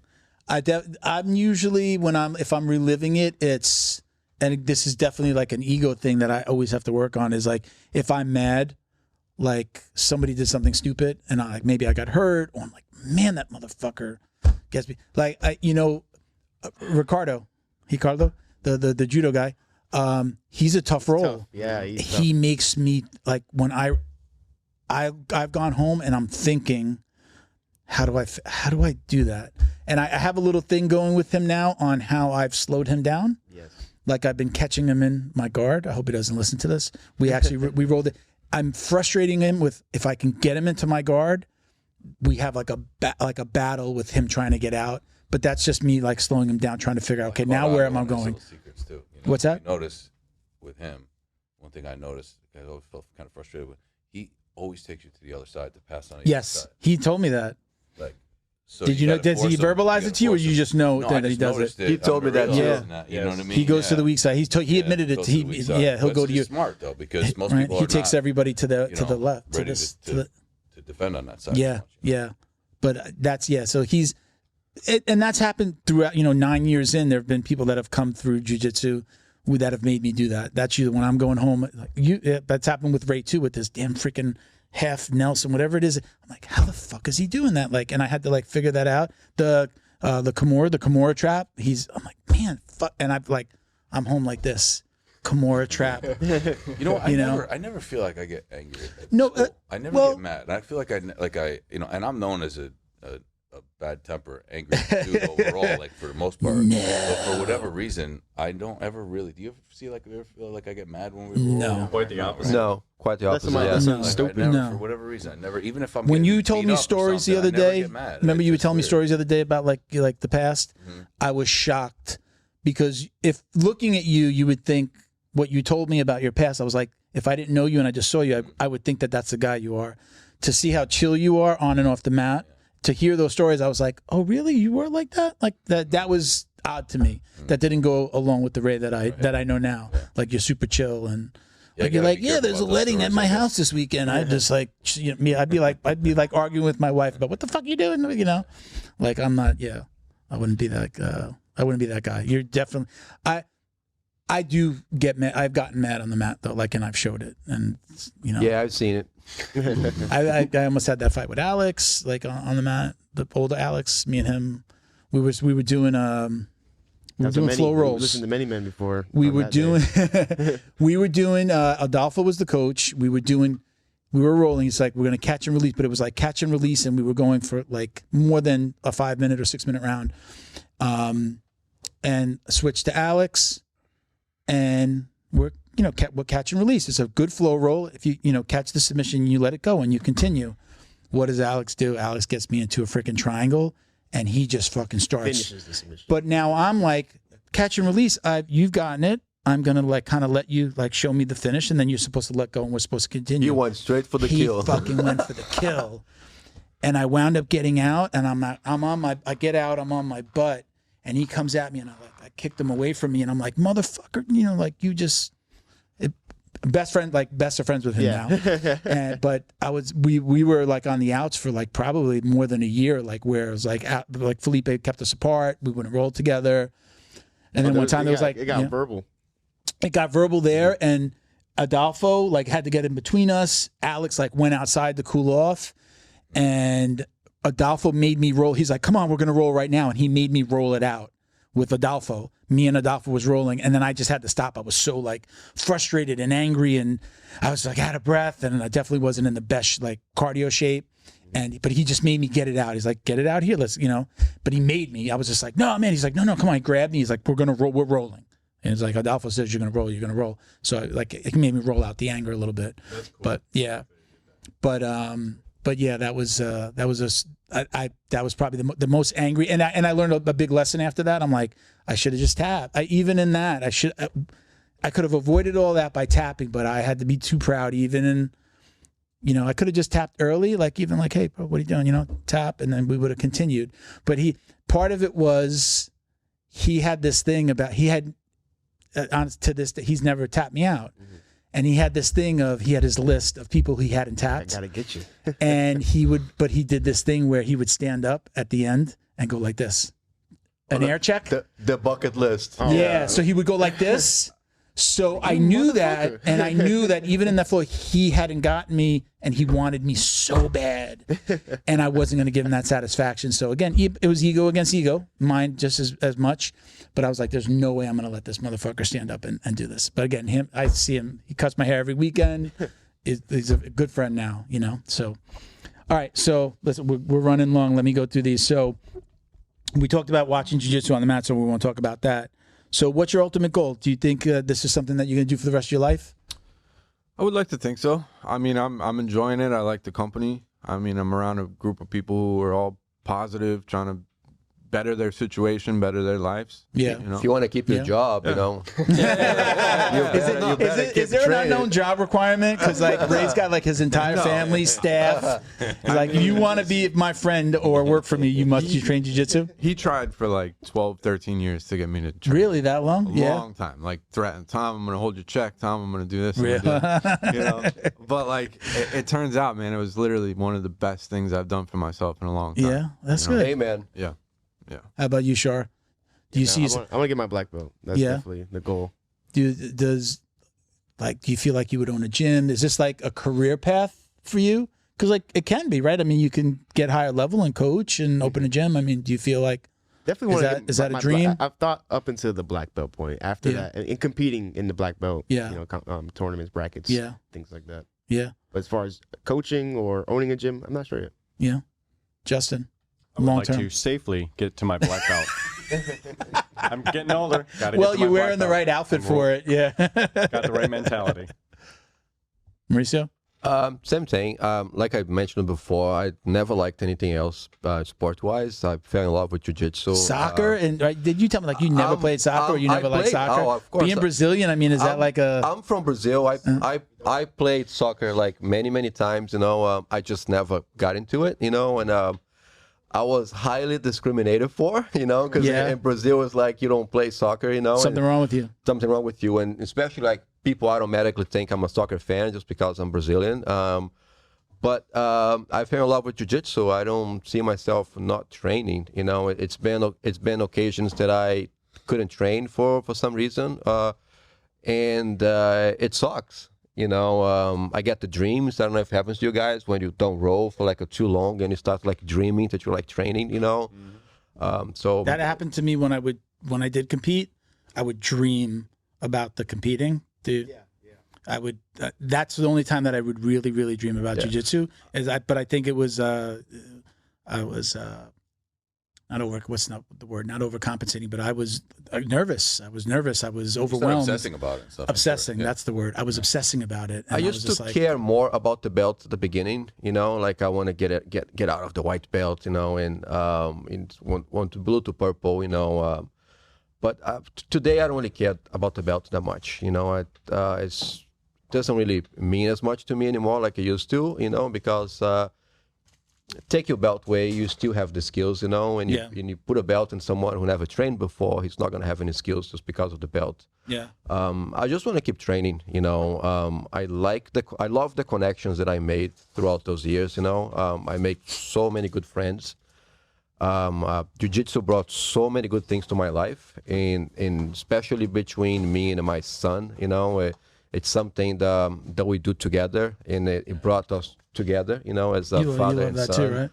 And we have like so many like families at the school, you know. I think that our school is great for that. You know, we have like so many like fathers and sons, daughters and mothers. It's amazing how like the kids start and then they get the parents. And then the mat. mothers, you know, and then the cousins, you know, and I think it's amazing. Like we definitely have a really good family atmosphere in that regard. Yeah, like absolutely. I've told the story a lot about on Saturdays, like cut the mat, like a third of the mat, and those are the kids, and it's almost always their parents are over here training. I think that's amazing. I think that's like a super plus for our school. We may not be the biggest competition school, although our kids program, when I say we're not a competition school, more the adult side. The kids competition team the is kids like are fucking killing sick. now. The They're kids are sick. killing They're competing in these events and going to these like submission whatever. Not submission on the ground, but it's Rocco and submission Ronnie, series and armbars, the armbar killers. Yeah, so yeah. I would imagine it's probably good for the families too, as far as the relationships between child and parent. Ray Ray can't believe his wife is training. She's like in Vegas competing in worlds. And he's like she was never really like an athlete at all. I tried right? for years to get her to come, and thankfully, the culture at our school with the family feeling it has with Sophia, and it started off with just my wife and a couple of the girls, and now look at it, there's so many girls on the mat now. It's crazy. But it's funny, you talk about the family relationship, right? Like if you think about the history of humans and what it used to be like, let's say in the 1800s. Right. The idea back then was, you had many kids. The idea was to have basically you were producing workers. Right. You guys were all had this endeavor that you were involved in, right. For some type of family type business. There's a purpose. It was a family Now, like, purpose. Families are really just a bunch of individuals with individual lives living Right. under the same roof. There's more So community Jiu-Jitsu, oriented. you know, really is something that brings that family together to all, like, you know, have one common thing that you're all like working on, talking about. I mean, it's the most amazing thing that's happened, having my wife start to train and all my kids, you know, because I had my kids train before my wife trained. And that was one thing when you have, you know, it's like me pushing for the kids to go train. And, you know, if the kids are feeling like tired, you know, they're like, I don't want to go. And then mom was like, they don't feel like going today. You know what I mean? So it was always like a struggle for me to try to force everybody to keep training jiu-jitsu. Sure. But now that my wife trains, it's not even a question. We all load into the car together. We all go together. We go out to eat afterwards. And it's just like, you know. And if they don't train, you just fire them. Right. yeah. But, Or if you don't show up to the podcast. I always say that you having have my new wife kids. start to train jiu-jitsu is probably the most amazing thing that's happened to me in the last 20 years. I mean, that I can even think of. That's a clip right there.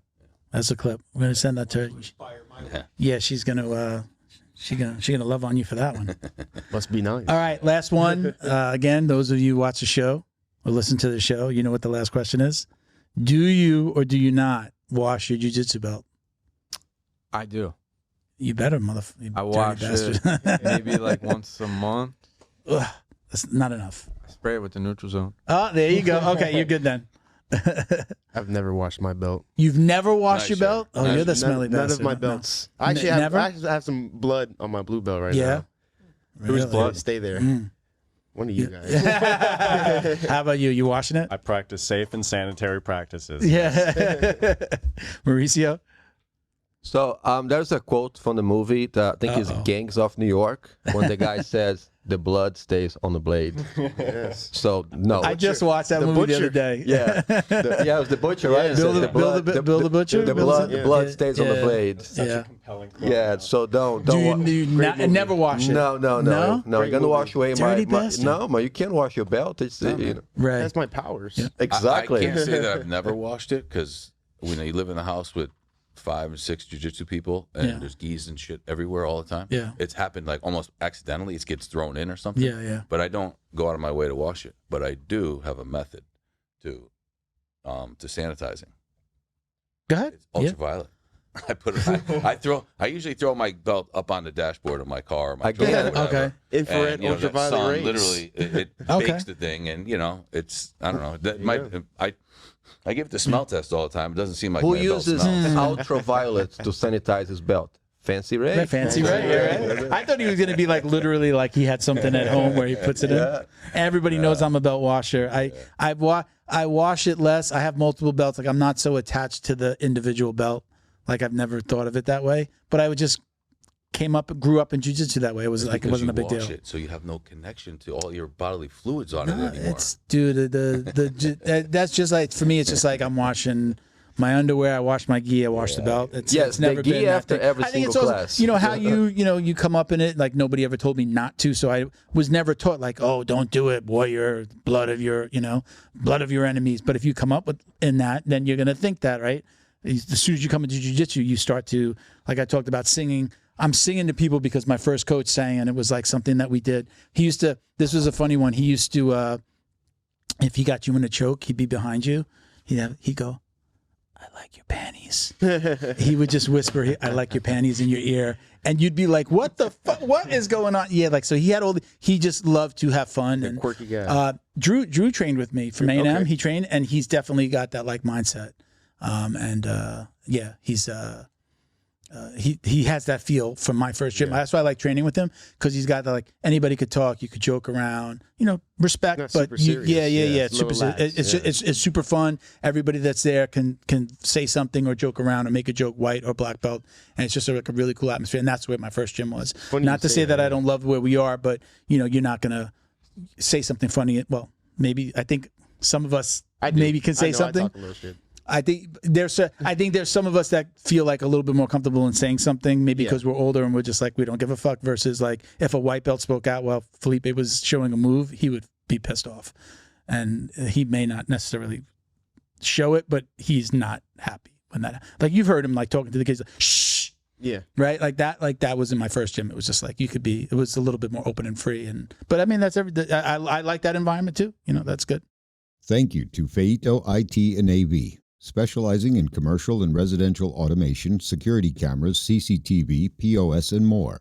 Check them out at feitoitav.com or call 305-428-2515 and let them know the Dummies sent you. The Jiu-Jitsu Dummies would like to congratulate Neutral Zone Clean on the release of their newest product, a healthy and pH-balanced bar soap that's perfect for anyone looking to take care of their skin. This soap is made with all natural ingredients that help nourish and restore your skin's natural barrier. It contains glycerin, which naturally attracts moisture to itself in the skin, leaving it feeling soft and hydrated. The new bar soap also contains a blend of olive, coconut, and castor oils and shea butter, which are rich in vitamins, nutrients, essential fatty acids, and antioxidants that help fight harmful bacteria. With tea tree and other natural ingredients, it also helps in the prevention of fungal infections. Not only is it effective, but it also leaves your skin feeling fresh and lightly scented. It's gentle enough for even the most sensitive skin, making it a perfect choice for the whole family. Be sure to check out their website, neutralzoneclean.com, for a range of all-natural products including sprays, wipes, and shower gels, and use code JJD for 15% off your order. Special thank you to the crew over at Flow and Roll for all their support. Flow and Roll is renowned for their incredible no-gi rash guards, shorts, and leggings. Flow and Roll has quickly become the premier custom apparel provider for academies big and small throughout the United States. Reach out today to discuss your custom order and ask about their incredible pre-order program. You can send an email to flowandroll@gmail.com or visit their Instagram at flow_n_roll and shoot them a direct message. And yes, they can create an awesome custom gi for your academy as well. Visit flowandroll.com to check out their awesome designs, and while you're there, pick up a Jiu-Jitsu Dummy signature tee exclusively at flowandroll.com. And remember, you'll get 20% off your purchase of t-shirts, rash guards, or gis with code JJD. All right, guys, I got a bunch of gifts for you. I'm going to let you choose one and pass it down. This is a bunch of CBD stuff from NutriZone CBD. I've had it for a while. We had it like on set. They're going to a new logo, so hopefully we're going to get some new stuff from them. So here, take one, pass it down. You guys can all share in that. What is it like? Massage oil from Sports Recovery. Ooh. Yeah. There's some good stuff there. That's all CBD based. I got some shirts as well. I got some more shirts. Who didn't get a shirt? Didn't? What's your size over there? Medium. What's your size, Tommy? Large? Medium. How about What's that? Chick-fil-A, the chokehold? Okay, you can have this one. Thank you, sir. Anyone didn't get a shirt? I got one. I have a shirt. I got a. You got a shirt? You got a shirt? You got a shirt? You got a shirt? This is medium, so hopefully. Yeah. You got a medium? Did you ever get one of my black belt shirts? Anybody not get a black I could belt use shirt? a new one. What size are you? Large. Large? XL? I'll take a large one if you don't mind. Hold on. I got, this is Stephen Williams, who's, no. Well, you can have that one. I saw this shirt. Look at this shirt. See? Electric Sheep. Get it? Look at him on his cell phone. Sheep. This, I thought of you. I wanted you to have that one. And I think that's a good size for you. That was like definitely in line with your, this is a small and a medium. That's all I got left. No size. Nobody's that small. All right. Who's going to get the Leao Optics glasses? I think we got to do something You over got a here blue for belt it, no? pair. What's that? You got a blue No, belt this pair? is You open this and it smells. yeah. So I think Tommy probably gonna win. I'm gonna- right down the outside. I got a no offense to anybody here. I'm gonna give this to Shar. Thank you. Shar, I think you did very outspoken here on the podcast today. I think you did a great job. Thank you. It's a lot of fun, man. No Thank you for having offense to anybody else. I got to make a decision. There you go. me. Ooh, and it comes in a nice fancy case. And I got everybody can take. I got all these mugs back here, Jiu-Jitsu Dummies mugs or the digital mug. Everybody can grab a mug. They're labeled right. The Jiu-Jitsu ones are. There's a Jiu-Jitsu Dummies mug in it, and then the other one is the company, the black belt. So if you got one, if you got the other, take whichever one you want. And thank you guys for doing this, man. I really appreciate it. Thank you for having me. Thank you. Yeah, man. I'd love to do it Lunch again. now? Yeah, we're gonna go have some sushi. Anybody why that I wants to came. stick I came around, I'm for gonna buy. I was going to say that. I only came because I was promised like free lunch after this. So thank you for tuning in, everybody. Check us out at Jiu-Jitsu Dummies on Instagram for all the ways to watch, listen, and support. I'm Uncle Milty BJJ on IG. Anybody want to give out their IG? You don't have to. Anyone? Yashar.Garcia on IG. And what is it? SSH? YASHAR.Garcia. Okay. Anybody else want to give it out? I am Liberty J. Lancaster. Liberty Lancaster. Liberty Lancaster. Yes. Think Anyone? about my sons, Rocco 420_BJJ. There you go. Anyone else? We're good? All right, guys. Thank you for watching and listening. Peace, love, jiu-jitsu. Oos.